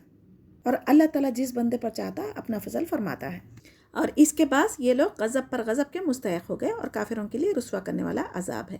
وَإِذَا قِيلَ لَهُمْ آمِنُوا بِمَا أَنزَلَ اللَّهُ قَالُوا نُؤْمِنُ بِمَا أُنزِلَ عَلَيْنَا وَيَكْفُرُونَ بِمَا وَرَاءَهُ وَهُوَ الْحَقُّ مُصَدِّقًا لِمَا مَعَهُمْ قُلْ فَلِمَ تَقْتُلُونَ أَنبِيَاءَ اللَّهِ مِن قَبْلِ إِن كُنتُم مُؤْمِنِينَ. اور جب ان سے کہا جاتا کہ اللہ تعالیٰ کی اتاری ہوئی کتاب پر ایمان لاؤ، تو کہہ دیتے کہ جو ہم پر اتاری گئی اس پر ہمارا ایمان ہے، حالانکہ اس کے بعد والی کے ساتھ جو ان کی کتاب کی تصدیق کرنے والی ہے کفر کرتے ہیں۔ اچھا ان سے یہ تو پوچھو کہ تمہارا ایمان پہلی کتابوں پر تھا تو پھر تم اگلے نبیوں کو کیوں قتل کیے؟ وَلَقَدْ جَاءَكُمْ مُوسَىٰ بِالْبَيِّنَاتِ ثُمَّ اتَّخَذْتُمُ الْعِجْلَ مِن بَعْدِهِ وَأَنْتُمْ ظَالِمُونَ۔ تمہارے پاس تو موسیٰ علیہ السلام دلیلیں لے کر آئے تھے، لیکن پھر بھی تم نے بچڑے کی پوجا شروع کر دی، تم ہو ہی ظالم۔ وَإِذْ أَخَذْنَا مِيثَاقَكُمْ وَرَفَعْنَا فَوْقَكُمُ الطُّورَ خُذُوا مَا آتَيْنَاكُمْ بِقُوَّةٍ وَاسْمَعُوا وَقَالُوا سَمِعْنَا وَعَصَيْنَا وَأُشْرِبُوا فِي قُلُوبِهِمُ الْعِجْلَ بِكُفْرِهِمْ قُلْ بِئْسَ مَا يَأْمُرُكُمْ بِهِ إِيمَانُكُمْ إِن كُنتُم مُؤْمِنِينَ۔ دلوں میں ان کے بچڑے کی محبت گویا بس گئی تھی نا، تو اسی وجہ سے ان لوگوں نے ایمان نہیں لایا تھا، اور اللہ تعالیٰ بول رہے ہیں کہ اگر تم مومن ہو تو اللہ کی بات پر ایمان رکھو۔ قل ان كانت لكم الدار الآخرة عند الله خالصة من دون الناس فتمنوا الموت ان كنتم صادقين۔ آپ کہہ دیجئے کہ اگر آخرت کا گھر صرف تمہارے لیے، یعنی اللہ کے چہیتے سمجھتے تھے نا اور جہنم میں نہیں جائیں گے بولتے تھے نا، تو بول رہے کہ اگر تم واقعی میں آخرت کے معاملے میں اپنے آپ کو جنتی سمجھ رہے ہیں تو اپنی سچائی کا ثبوت دو اور موت طلب کرو۔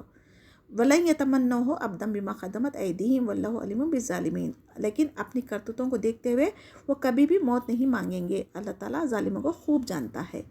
وَلَا تَجِدَنَّهُمْ أَحْرَصَ النَّاسِ عَلَىٰ حَيَاةً وَمِنَ الَّذِينَ أَشْرَكُوا يَوَدُّ أَحَدُهُمْ لَوْ يُعَمَّرُ أَلْفَ سَنَةٍ، یعنی اللہ تعالیٰ بول رہے ہیں کہ سب سے زیادہ دنیا کی زندگی کے حریص اے نبی آپ صلی اللہ علیہ وسلم انہی کو پائیں گے۔ یہ حرص زندگی میں مشرکوں سے بھی زیادہ ہے، ان میں سے تو ہر ایک شخص چاہتا ہے کہ ان کی عمریں 1000 سال کی ہو۔ وَمَا هُوَ بِمُزَحْزِحِهِ مِنَ الْعَذَابِ أَن يُعَمَّرَ وَاللَّهُ بَصِيرٌ بِمَا يَعْمَلُونَ۔ سال یعنی 1000 سال کی اگر عمر یہ لے بھی حاصل ہو بھی جائے ان کو، تو اللہ کے عذاب سے نہیں چھڑا سکتی، اللہ تعالیٰ ان کے کاموں کو بخوبی دیکھ رہا ہے۔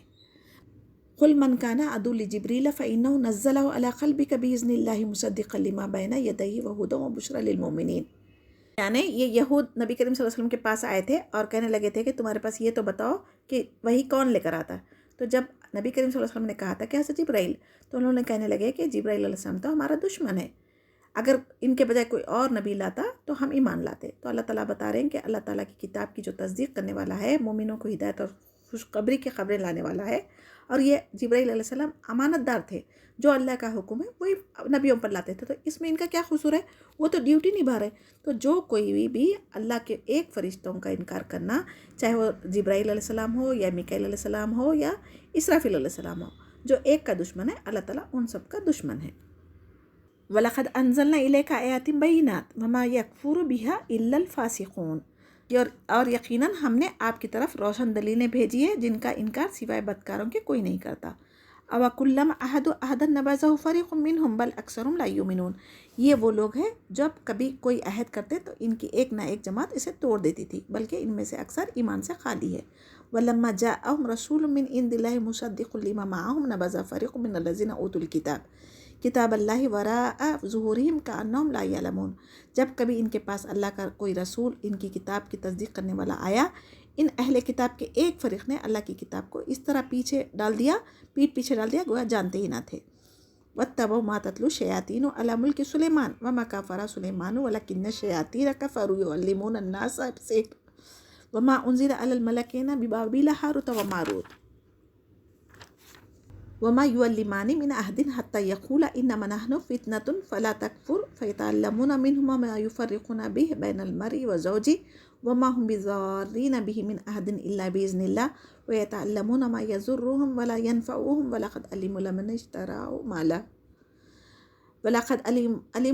اشتراه ما له في الآخرة من خلاق ولبئس ما شروا به أنفسهم لو كانوا يعلمون۔ اس آیت میں اللہ تعالیٰ کی کتاب اور اس کے عہد کو توڑا، اوپر سے شیطان کے پیچھے لگ کر جادو سیکھنے لگے اور دعویٰ کیا کہ سلیمان علیہ السلام پیغمبر نہیں تھے بلکہ جادو کے ذریعے حکومت کرتے تھے۔ تو جادو برحق ہے، اس سے بچنے کا طریقہ سکھایا گیا ہے قرآن و حدیث میں۔ کیسے ہم جادو سے بچ سکتے ہیں؟ صبح شام کے اذکار حفاظت کے لیے پڑھنا چاہیے، معوذتین کا اہتمام کرنا چاہیے، آیت الکرسی اور سورہ بقرہ کی آخر کی 2 آیتیں پڑھنا کافی ہو جاتا ہے۔ اور جس گھر میں سورہ بقرہ پڑھی جاتی ہے وہاں پر جادوگر کا کوئی اثر نہیں ہوتا۔ اللہ سبحانہ تعالیٰ نے سلیمان علیہ السلام کو جو حکومت دی تھی، اس زمانے میں جادو سکھانے کے لیے ہاروت و ماروت 2 نام کے فرشتے آئے تھے۔ یہ اللہ سبحانہ کی طرف سے آزمائش کے لیے تھے۔ جب یہ آئے تھے تو جب کوئی بھی جادو سیکھنا چاہتے تھے تو اللہ تعالیٰ کیا بتانا چاہ رہے تھے؟ سلیمان علیہ السلام کی یعنی جو بادشاہ تھی وہ اللہ تعالیٰ کی طرف سے دی ہوئی تھی نعمت، اور جادو جو چیز ہے الگ چیز ہے. تو جادو میں اور حق میں فرق کرنے کے لیے اللہ تعالیٰ نے ہاروت و ماروت فرشتوں کو بھیج کے جادو بتایا تھا تاکہ لوگ فرق کر کے ایمان لائے. مگر یہاں پر کیا ہو گیا، ان کی آزمائش کے لیے آیا تھا نا، یہ لوگ حق اور باطل میں فرق کرنے کے بجائے یہ باور کرائے کہ سلیمان علیہ السلام نبی نہیں تھے بلکہ جادو سے حکومت کرتے تھے. اب ان لوگوں نے انکار کر دیا، یعنی جادو نہیں سیکھنا، جادو سیکھنا گناہ ہے بولنے کے باوجود یہ لوگوں نے جادو سیکھ کے کیا کرے، سب سے پہلا کام کیا کرتا جادوگر، میاں بیوی میں جدائی ڈال دیتا. دراصل یہ اللہ تعالیٰ کی مرضی کے خلاف کوئی بھی کسی کو نفع نقصان نہیں پہنچا سکتے، لیکن یہ جو جادو سیکھ کے جو کرتے نا، جادو برحق ہے، یہ اللہ تعالیٰ نے یہاں بتایا. تو نفع و نقصان کا جو ہے وہ اللہ تعالیٰ کے ہاتھ میں ہے، اور جو کوئی جادو سیکھیں گا اس کا دنیا میں تو فائدہ ہوگا لیکن آخرت میں کوئی حصہ نہیں ہے، اور یہ بدترین چیز ہے جس کے بدلے وہ اپنی آخرت کو برباد کر رہے ہیں. کاش کہ اگر یہ جان لیتے. یعنی یہاں پر اللہ سبحانہ تعالیٰ کس وجہ سے یہ جادو سکھانے فرشتوں کو بھیجا تھا کہ سلیمان علیہ السلام کی حکومت اللہ تعالیٰ کے حکمت سے تھی، نہ کہ جادو سے. اور جادو میں اور اصل حقیقت میں فرق کیا ہے وہ ان کو سمجھ میں نہیں آیا، لیکن اور اس سے گمراہ ہو گئے. وَلَوْ أَنَّهُمْ آمَنُوا وَاتَّقُوا لَمَثُوبَةٌ مِّنْ عِندِ اللَّهِ خَيْرٌ لَوْ كَانُوا يَعْلَمُونَ. اگر یہ لوگ صاحب ایمان متقی بن جاتے تو اللہ تعالیٰ کی طرف سے بہترین ثواب ملتا ہے ان کو. یا ایھا الذین آمنوا لا تقولوا رائنا وقولوا انظرنا واسمعوا وللکافرین عذاب علیم. اے ایمان والو، تم نبی صلی اللہ علیہ وسلم کو رائنا نہ کہا کرو بلکہ انظرنا کہو، یعنی ہماری طرف دیکھیے اور سنتے رہا کرو، اور کافروں کے لیے دردناک عذاب ہے. تو یہ لوگوں نے نا بات کو مروڑ کے رائنا کہتے تھے. رائنا کا مطلب چرواہا، اے ہمارے چرواہے بولے جیسا. تو رائنا کا مطلب کیا تھا، ہماری طرف دیکھو، یا ہماری طرف متوجہ ہونے کہنے کے بجائے اس کو تھوڑا سا بگاڑ کر کہتے تھے. ما یود الذین کفروا من اہل الکتاب والمشرکین ان ینزل علیکم من خیر من ربکم واللہ یختص برحمتہ من یشاء واللہ ذو الفضل العظیم. نہ تو اہل کتاب کی طرح کافر اور نہ مشرک بن جاؤ، تمہارے رب کی کوئی بھلائی تم پر نازل ہوئی تو ان کو حسد ہونے لگتا. تو اللہ تعالیٰ جسے چاہتا اپنی خصوصیت سے، اپنی رحمت سے اپنا فضل عطا کرتا. یعنی اللہ تعالیٰ کیا کرے، ان کافروں اور مشرکوں کے منہ لگنے کے بجائے مسلمانوں کو کیا کہا، رائنا کے بجائے تم لوگوں نے انظر نہ کہا کرو، یعنی ہماری طرف دیکھیے. تو یعنی اللہ تعالیٰ یہاں اس بات سے ہمیں کیا پتہ چل رہا، جاہل لوگ جب ہم سے بحث مباحثہ کرتے دین کے معاملے میں، ہم ان کے منہ لگنے کے بجائے ان سے کنارہ کش ہو جانا چاہیے، اپنا راستہ بدل لینا چاہیے. ما ننسخ من آیات او ننسیها ناتی بخیر منها او مثلها الم تعلم ان اللہ علی کل شیء قدیر. جس آیت کو ہم منسوخ کر دیں یا بھلا دیں، اس سے بہتر اس جیسی اور لاتے ہیں. کیا تو نہیں جانتا کہ اللہ تعالیٰ ہر چیز پر قدرت رکھتا ہے؟ الم تعلم ان اللہ لہ ملک السماوات والارض وما لکم من دون اللہ من ولی ولا نصیر. کیا تجھے علم نہیں ہے کہ زمین آسمان کا مالک اللہ ہی ہے، اور اللہ کے سوا تمہارا کوئی مددگار نہیں ہے، ولی بھی نہیں ہے. ام تريدون ان تسألوا رسولکم کما سئل موسیٰ من قبل ومن یتبدل الکفر بالایمان فقد ضل سواء السبیل. کیا تم اپنے رسول سے یہی پوچھنا چاہتے ہو جیسے پہلے موسیٰ علیہ السلام سے پوچھا گیا تھا؟ سنو، ایمان کو کفر سے بدلنے والا سیدھی راہ سے بھٹک جاتا ہے. وَدَّ كَثِيرٌ مِّنْ أَهْلِ الْكِتَابِ لَوْ يَرُدُّونَكُم مِّن بَعْدِ إِيمَانِكُمْ كُفَّارًا حَسَدًا مِّنْ عِندِ أَنفُسِهِم مِّن بَعْدِ مَا تَبَيَّنَ لَهُمُ الْحَقُّ فَاعْفُوا وَاصْفَحُوا حَتَّىٰ يَأْتِيَ اللَّهُ بِأَمْرِهِ إِنَّ اللَّهَ عَلَىٰ كُلِّ شَيْءٍ قَدِيرٌ. ان اہل کتاب کے اکثر لوگ باوجود حق واضح ہو جانے کے محض حسد و بغض کی بنا پر تمہیں بھی ایمان سے ہٹا دینا چاہتے ہیں. تم بھی معاف کرو اور چھوڑو یہاں تک کہ اللہ تعالیٰ اپنا حکم لائے. یقیناً اللہ تعالیٰ ہر چیز پر قدرت رکھتا ہے. وَأَقِیمُوا الصَّلَاةَ وَآتُوا الزَّکَاةَ وَمَا تُقَدِّمُوا لِأَنفُسِکُم مِّن خَیْرٍ تَجِدُوهُ عِندَ اللَّهِ إِنَّ اللَّهَ بِمَا تَعْمَلُونَ بَصِیر. تم نمازیں قائم رکھو اور زکوٰۃ دیتے رہا کرو، جو کچھ بھلائی تم اپنے لیے آگے بھیجو گے سب کچھ اللہ کے پاس پالو گے، بے شک اللہ تعالیٰ تمہارے اعمال کو خوب دیکھ رہا ہے. وَقَالُوا لَن يَدْخُلَ الْجَنَّةَ إِلَّا مَن كَانَ هُودًا أَوْ نَصَارَىٰ تِلْكَ أَمَانِيُّهُمْ قُلْ هَاتُوا بُرْهَانَكُمْ إِن كُنتُمْ صَادِقِينَ. یہ کہتے تھے کہ جنت میں یہود و نصارہ کے سوا اور کوئی نہیں جائے گا. یہ صرف اللہ سبحانہ تعالیٰ کیا فرما رہے ہیں، یہ سب ان کی آرزویں ہیں. ان سے کہو کہ اگر تم سچے ہو تو اس کی کوئی دلیل پیش کرو.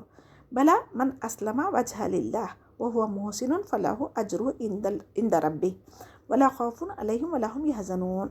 सुनो, जो भी अपने आप को खुलूस के साथ अल्लाह के सामने झुका देगा, बेशक इसे अल्लाह ताला पूरा पूरा बदला देगा और क़यामत के दिन ना ये उदास होगा, ना गमगीन होगा, ना इनको कोई खौफ होगा।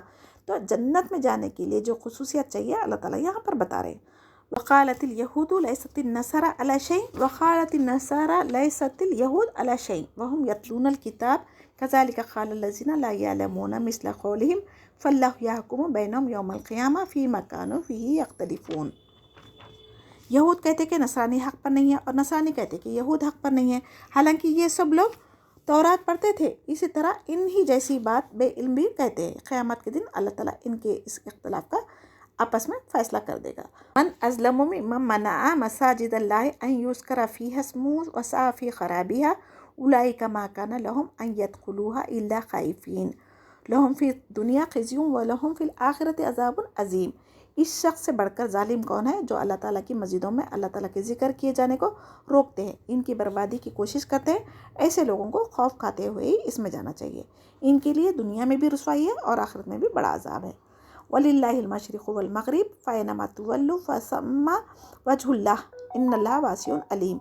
और मशरिक़ और मग़रिब का मालिक अल्लाह ही है, तुम जिधर भी मुँह करो इधर ही अल्लाह का मुँह है। अल्लाह ताला कुशादगी और वसत वाला और बड़े इल्म वाला है। वक़ालू तख़ज़ल्लाहु वलदा सुब्हाना बल लहु मा फ़िस समावाति वल अर्ज़ कुल्लु लहु क़ानितून। ये कहते हैं कि अल्लाह ताला की औलाद है, वो पाक है, ज़मीन और आसमान की तमाम मखलूक इसकी मिल्कियत में है और हर एक इसका फरमाबरदार है। बदिउस समावाति वल अर्ज़ व इज़ा क़ज़ा अमरन फ़इन्नमा यक़ूलु लहु कुन फ़यकून। वो ज़मीन और आसमानों का इब्तिदा पैदा करने वाला है और जिस काम को करना चाहे कह देता है कि हो जा, बस वो हो जाता है। वक़ाल लज़ीना ला यअलमूना लौला युकल्लिमुनल्लाहु औ तातीना आया कज़ालिका क़ाल लज़ीना मिन क़ब्लिहिम मिस्लु क़ौलिहिम तशाबहत क़ुलूबुहुम क़द बय्यनल आयाति लिक़ौमिन युक़िनून। इसी तरह बेइल्म लोगों ने भी कहा कि खुद अल्लाह ताला हमसे बातें क्यों नहीं करता या हमारे पास कोई निशानी क्यों नहीं आती। इसी तरह ऐसी ही बात इनके अगलों ने भी कही थी। इनके दिल एक सा हो गए। हमने तो यकीन वालों के लिए निशानियाँ बयान कर दी। इन्ना अरसलनाका बिलहक़्क़ि बशीरन व नज़ीरा वला तुसअलु अन अस्हाबिल जहीम। हमने आप सल्लल्लाहु अलैहि वसल्लम को हक़ के साथ खुशखबरी देने वाला और डराने वाला बनाकर भेजा है और जहन्नमियों के बारे में आपसे सवाल नहीं किया जाएगा। वलन तरज़ा अनकल यहूदु वलन नसारा हत्ता तत्तबिया मिल्लतहुम कुल इन्ना हुदल्लाहि हुवल हुदा वला इन इत्तबअत अहवाअहुम बादल्लज़ी जाअका मिनल इल्म मा लका मिनल्लाहि मिन वलिय्यिन वला नसीर। आपसे यहूदी व नसारा हरगिज़ राज़ी नहीं होंगे जब तक आप इनके मज़हब के ताबा ना बन जाए। आप कह दीजिए कि अल्लाह की हिदायत ही असल हिदायत है और अगर आपने बावजूद अपने पास इल्म आ जाने के फिर इनके ख्वाहिशों की पैरवी करेंगे तो अल्लाह के पास आपका ना तो कोई दोस्त होगा ना मददगार। अल्लज़ीना आतैनहुमुल किताब यतलूनहु हक़्क़ तिलावती उलाइका युमिनूना बिही व मन यकफुर बिही फ़उलाइका हुमुल ख़ासिरून। जिन्हें हमने किताब दी और वो उसे पढ़ने के हक़ के साथ पढ़ते हैं, वो इस किताब पर भी ईमान रखते हैं और जो इसके साथ कुफ़र करे वो नुकसान उठाने वाले हैं। या बनी इसराइल अस्कुरू निअमती अल्लती अनअमतु अलैकुम व अन्नी फ़ज़्ज़लतुकुम अलल आलमीन। ऐ औलाद याक़ूब, हमने जो नेमतें तुम पर इनाम की थी उसे याद करो, हमने तुम्हें तमाम जहां वालों पर फजीलत दे रखी थी। वत्तक़ू यौमन ला तज़्ज़ी नफ्सुन अन नफ्सिन शैअन वला युक़बलु मिनहा अदलुन वला तनफ़उहा शफ़ाअतुन वला हुम युनसरून। इस दिन से डरो जिस दिन कोई नफ्स किसी नफ्स को कुछ फ़ायदा नहीं पहुंचा सकेगा, ना किसी शख्स से कोई फ़िदिया कबूल किया जाएगा, ना इसे कोई शिफ़ात नफ़ा देगी और ना इनकी कोई मदद की जाएगी। वइज़ इब्तला इब्राहीम रब्बुहु बिकलिमातिन फ़अतम्महुन्ना क़ाल इन्नी जाइलुका लिन्नासि इमामा क़ाल व मिन ज़ुर्रिय्यती क़ाल ला यनालु अहदी ज़ालिमीन। जब इब्राहीम अलैहिस्सलाम को इनके रब ने कई कई बातों से आज़माया और उन्होंने सबको पूरा कर दिया तो अल्लाह ताला ने फरमाया कि मैं तुम्हें लोगों का इमाम बना दूंगा। अर्ज़ करने लगे और मेरी औलाद को फरमाया मेरा वादा ज़ालिमों से नहीं है। यानी इब्राहीम अलैहिस्सलाम जिस घर में पैदा हुए थे वहाँ बुत परस्ती हुआ करती थी। वहाँ पर उनके ख़िलाफ़ उन्होंने अल्लाह ताला को ढूंढने की कोशिश की। अपने अतराफ़ जो कायनात की चीज़ें हैं, सूरज चाँद सितारे, उन सबको खुदा समझे थे। फिर अल्लाह ताला से दुआ किए थे कि डूबने वाले गायब होने वाले मेरे खुदा नहीं हो सकते, मुझे हिदायत दे। پھر ابراہیم علیہ السلام نے کیا کیا تھا؟ سارے بتوں کو توڑ ڈالا تھا. توڑنے کی وجہ سے نمرود بادشاہ نے غضبناک ہو کر آگ میں ان کو ڈال دیا تھا. تو آگ بھی ایسی تھی جو کئی مہینوں جلا کر اس میں ان کو پھینکا گیا تھا. تو اس میں بھی اللہ سبحانہ تعالیٰ کی مدد آئی تھی جبرائیل علیہ السلام کے ذریعے. مگر ابراہیم علیہ السلام نے کہا کہ حسبنا اللہ و نعم الوکیل نعم المولا و نعم النصیر، اللہ تعالیٰ میرے لیے کافی ہے. اور انہوں نے جبرائیل علیہ السلام کی مدد لینے سے انکار کر دیا تھا. تو اللہ تعالیٰ وہ بھی آزمائش ہوئی. اس کے بعد ان کو جب بچے نہیں تھے، بچے ہونے کے بعد اسماعیل علیہ السلام کو بڑھاپے میں اولاد دی، اس کو بھی ذبح کرنے کا حکم ہوا. تب انہوں نے اپنے بیوی بچے کو لا کے جنگل میں رکھ دیا، پھر ذبح کرنے کا حکم ہوا تو وہ بھی کر دیے. یعنی اللہ تعالیٰ کے جتنے احکامات ان کو آزمائش کے طور پہ دیے جاتے تھے اس پر ثابت قدم رہے. تو اللہ تعالیٰ نے ان کو کہا کہ میں تم کو امام بناؤں گا. تو انہوں نے سوال کیا کہ میری اولاد کو، یعنی اولاد کے لیے فکر ہونا ہے تو آخرت کی فکر تھی ان کو. ہمارے لیے کیا ہے؟ بچوں کو اعلیٰ جاب مل جائے، اعلیٰ تعلیم حاصل کر لے، پوزیشن اچھی مل جائے، اچھا گھر گاڑی بنگلہ مل جائے، یہ ہماری فکر ہے. لیکن ابراہیم علیہ السلام کی فکر کیا تھی؟ ان کی اولاد کو، یعنی امام جب بنا رہے ہیں تو میری اولاد کو کیا ہوگا. تو اللہ تعالیٰ کیا فرمائے؟ تمہاری اولاد میں سے جو ظالم ہوں گے ان سے کوئی میرا وعدہ نہیں ہے. تو اسی لیے ابراہیم علیہ السلام کی دعا ہے، اس میں سے اسماعیل علیہ السلام کی اولاد سے نبی کریم صلی اللہ علیہ وسلم کو نبوت دی گئی. وَإِذْ جَعَلْنَا الْبَيْتَ مَثَابَةً لِلنَّاسِ وَآمْنًا وَاتَّخِذُوا مِن مَّقَامِ إِبْرَاهِيمَ مُصَلًّى وَعَهِدْنَا إِلَىٰ إِبْرَاهِيمَ وَإِسْمَاعِيلَ أَن طَهِّرَ بَيْتِيَ لِلطَّائِفِينَ وَالْعَاكِفِينَ وَرُكَّعِ السُّجُودِ. ہم نے بیت اللہ کو لوگوں کے لیے ثواب اور امن و امان کی جگہ بنا دی، اور مقام ابراہیم کو طواف کرنے کے بعد، عمرہ کرنے کے بعد، حج کے لیے جب بھی طواف کریں گے وہاں پر نماز کے لیے جگہ بنا دی. اور ہم نے ابراہیم علیہ السلام اور اسماعیل علیہ السلام سے وعدہ لیا تھا کہ تم میرے گھر کو طواف کرنے والوں کے لیے، رکوع سجدہ کرنے والوں کے لیے پاک صاف رکھو. وَإِذْ قَالَ إِبْرَاهِيمُ رَبِّ اجْعَلْ هَٰذَا بَلَدًا آمِنًا وَارْزُقْ أَهْلَهُ مِنَ الثَّمَرَاتِ مَنْ آمَنَ مِنْهُم بِاللَّهِ وَالْيَوْمِ الْآخِرِ قَالَ وَمَنْ كَفَرَ فَأُمَتِّعُهُ قَلِيلًا ثُمَّ اضْطَرُّهُ إِلَىٰ عَذَابِ النَّارِ وَبِئْسَ الْمَصِيرُ. جب ابراہیم علیہ السلام نے کہا اے پروردگار تو اس جگہ کو امن والا شہر بنا دے، یہاں کے باشندوں کو جو اللہ تعالیٰ پر اور قیامت کے دن پر ایمان رکھنے والے ہوں پھلوں کی روزیاں دے. اللہ تعالیٰ نے فرمایا جو کافروں کو بھی تھوڑا فائدہ دوں گا پھر انہیں آگ کے عذاب کی طرف بے بس کر دوں گا. یہ پہنچنے کی جگہ ہے. یعنی جب مکہ میں جب بی بی حاجرہ کو اور اسماعیل علیہ السلام کو لا کے انہوں نے چھوڑا تھا تو وہاں پر ایک جنگل تھا، وہاں پر کوئی لوگ نہیں رہتے تھے، نہ کھانے پینے کی چیزیں تھے.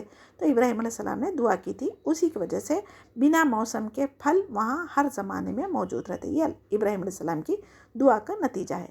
تو اس سے مسلمان اور کافر سب فائدہ اٹھا رہے تھے، لیکن آخرت کا فائدہ صرف مومن اٹھائیں گے اور عذاب جہنم کا کافروں کے لیے ہے. وَإِذْ يَرْفَعُ إِبْرَاهِيمُ الْقَوَاعِدَ مِنَ الْبَيْتِ وَإِسْمَاعِيلُ رَبَّنَا تَقَبَّلْ مِنَّا إِنَّكَ أَنْتَ السَّمِيعُ الْعَلِيمُ. ابراہیم علیہ السلام اور اسماعیل علیہ السلام کعبہ کی جب بنیادیں اور دیواریں اٹھاتے جا رہے تھے تو کہتے جا رہے تھے کہ اے ہمارے پروردگار تو ہم سے قبول فرما، تو ہی سننے والا اور جاننے والا ہے. دیکھیں کتنا بڑا نیکی کا کام کیے. خانہ کعبہ جب سے ابراہیم علیہ السلام خانہ کعبہ کو بنائے وہاں سے لے کے قیامت تک اس کی طواف عبادت کی جاتی، وہاں طواف کیا جاتا، حج عمرہ کیا جاتا، اور وہاں مسجد حرام میں ہر لوگ نماز پڑھنے کے لیے آتے. تو کتنے نیکی کے کام کر رہے ہیں ان دونوں نے، لیکن پھر بھی اللہ تعالیٰ سے اپنی بڑائی بیان نہیں کر رہے ہیں، بلکہ کیا کر رہے ہیں؟ ہماری یہ نیکی کا کام کو قبول فرما. تو اس سے ہمارے لیے کیا سبق ہے؟ ہم کچھ بھی اگر نیکی کریں گے تو اس کو قبول ہوئی نہ ہوئی اس کا ڈر رہنا چاہیے، اور اللہ سے اس کو قبول کرنے کی دعائیں بھی کرنی چاہیے. لیکن ہم اگر کوئی مسجد میں اگر تھوڑا سا حصہ بھی ڈال دیں گے تو ہم بڑے فخر سے کہتے ہیں کہ اس مسجد کو میں نے ڈونیشن دیا ہے نا. تو ہمیں ابراہیم علیہ السلام سے کیا سکھایا جا رہا؟ نیکیاں کر کے بھی اس کو قبول کرنے کی اللہ سے دعا کرنا چاہیے. ربنا وجعلنا مسلمین لک ومن ذریتنا امۃ مسلمۃ لک وارنا مناسکنا وتب علینا انک انت التواب الرحیم. اے ہمارے رب ہمیں اپنا فرما بردار بنا لے اور ہماری اولاد میں سے بھی ایک جماعت کو اپنی اطاعت گزار رکھ، اور ہمیں اپنی عبادتیں سکھا اور ہماری توبہ قبول فرما. تو توبہ قبول فرمانے والا ہے، رحم کرنے والا ہے.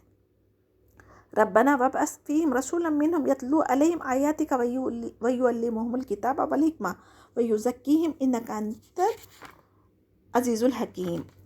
اے ہمارے رب انہی میں سے رسول بھیج جو ان کے پاس تیری آیتیں پڑھے، انہیں کتاب حکمت سکھائے اور انہیں پاک کرے. یقیناً تو غلبہ اور حکمت والا ہے. یہی وجہ ہے نبی کریم صلی اللہ علیہ وسلم نے اسماعیل علیہ السلام کے نسل سے پیدا ہوئے. تو نبی کریم صلی اللہ علیہ وسلم کہا کرتے تھے کہ میں ابراہیم علیہ السلام کی دعا ہوں. وَمَن يَرْغَبُ عَن مِّلَّةِ إِبْرَاهِيمَ إِلَّا مَن سَفِيَ نَفْسَهُ وَلَقَدِ اصْطَفَيْنَاهُ فِي الدُّنْيَا وَإِنَّهُ فِي الْآخِرَةِ لَمِنَ الصَّالِحِينَ. دین ابراہیمی سے وہی بے رغبتی کرے گا جو محض بے وقوف ہو. ہم نے تو اسے دنیا میں بھی برگزیدہ کیا اور آخرت میں بھی وہ نیکوکاروں میں سے ہے۔ اس قال لہ ربہ اسلم قال اسلمت لرب العالمین، جب کبھی بھی انہیں ان کے رب نے کہا فرما بردار ہو جا، انہوں نے کہا میں نے رب العالمین کی فرما برداری کی۔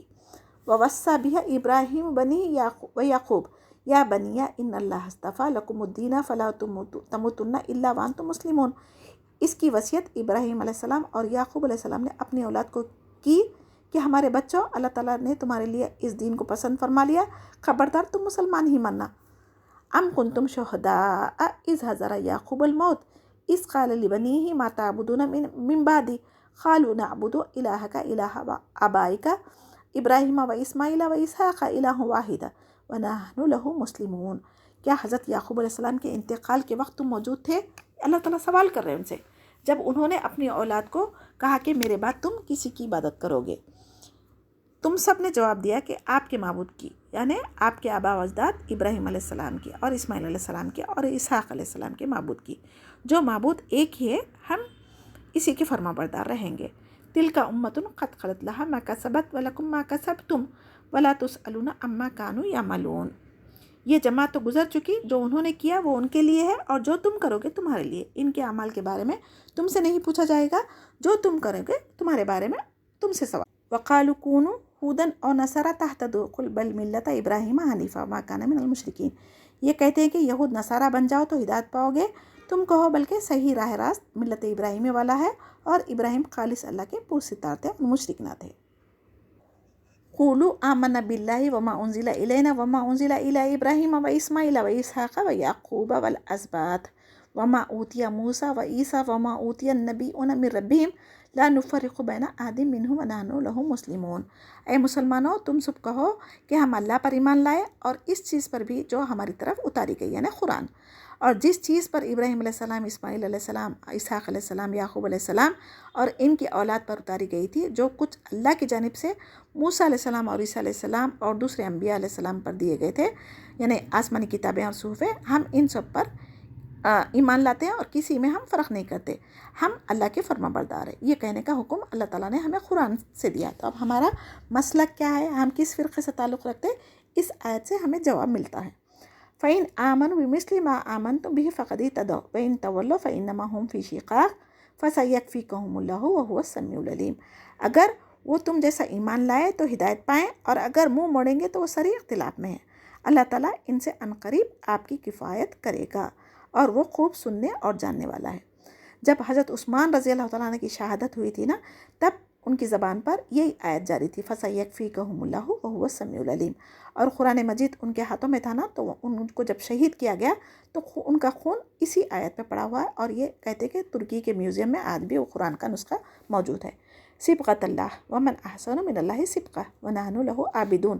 اللہ کا رنگ اختیار کرو، اللہ تعالیٰ سے اچھا رنگ کس کا ہوگا، ہم تو اسی کی عبادت کرنے والے ہیں۔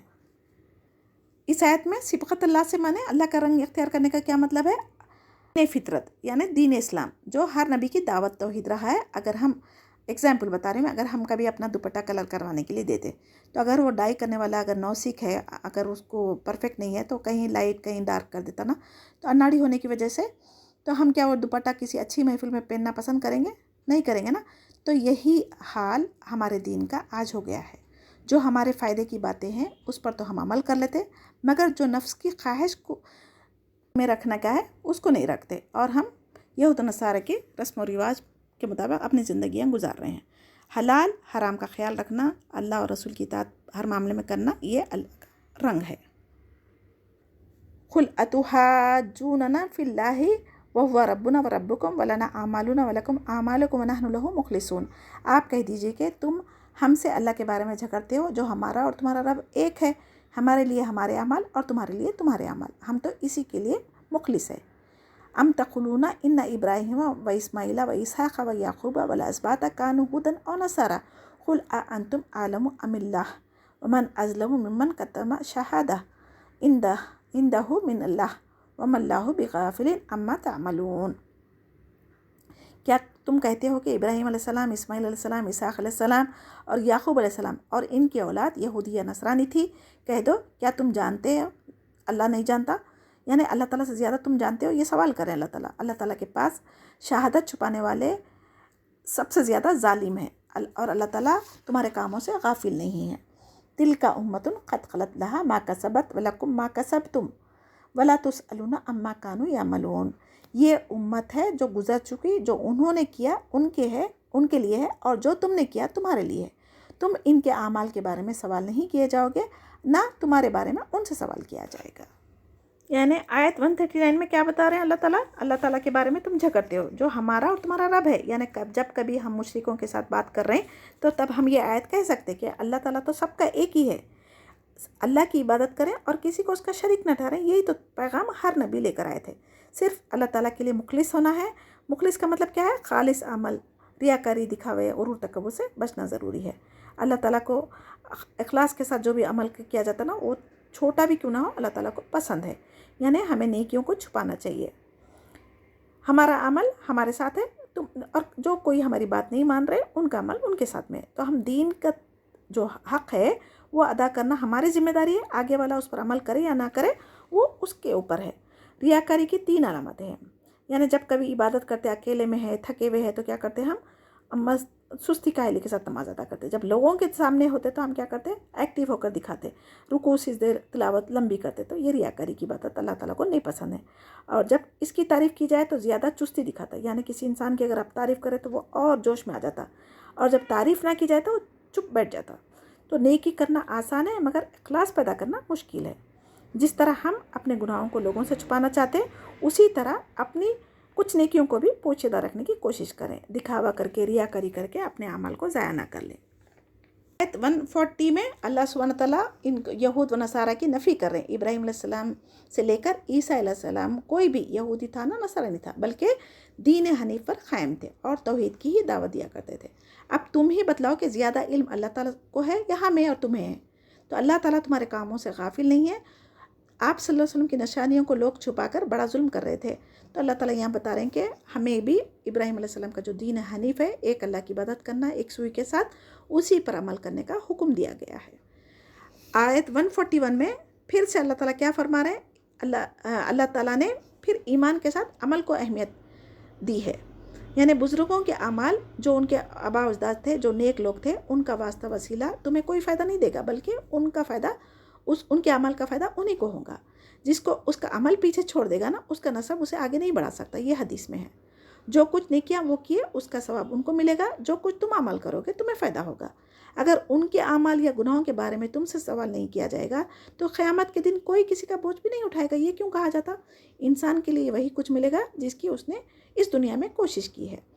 اور اگر ایسا ہوتا تو نبی کریم صلی اللہ علیہ وسلم اپنی بیٹی اور اپنی پھوپھو کو نہیں کہتے تھے کہ جو کچھ بھی تمہیں لینا ہے مجھ سے دنیا میں لے لو، خبر اندھیری جگہ ہے اس کے لیے تیاری کرو۔ یہ کیوں نہیں بولے کہ میں نبی ہوں، میں تم کو بخشاؤں گا، میں تم کو جنت میں لے کر جاؤں گا؟ یہ تو کبھی نبی کریم صلی اللہ علیہ وسلم اپنی فیملی سے نہیں کہے نا۔ تو آج ہم کسی کے مرید ہو کر پیر مرشد کے بھروسے کیسے ہو سکتے کہ یہ قیامت کے دن یہ ہمارے بخشا لیں گے، یہ ہمارے پیر مرشد سے ہم مرید ہو جائیں گے تو یہ ہمارے گناہوں کا بوجھ اپنے سر لیں گے یا اللہ سے ہماری سفارش کریں گے؟ اللہ علم، ان کی خود سفارش وہ خود نہیں کر لے سکیں گے، ان کے عمل کیا ہے اللہ کی نظر میں ہم نہیں جانتے، تو کیسے ان پر ہم تکیہ کر کے بیٹھ سکتے؟ تو اللہ سبحانہ تعالیٰ سے دعا کرتی ہوں کہ ہمیں بھی اپنا خلیل اور مخلص بنا دے، اور جو کچھ ہم نے سیکھا اس پر عمل کرنے والے بنائے۔ آمین یا رب العالمین۔ سبحان ربک رب العزت عما یصفون وسلام علی المرسلین والحمد للہ رب العالمین۔ السلام علیکم ورحمۃ اللہ وبرکاتہ۔ جزاک اللہ خیرا کثیرا۔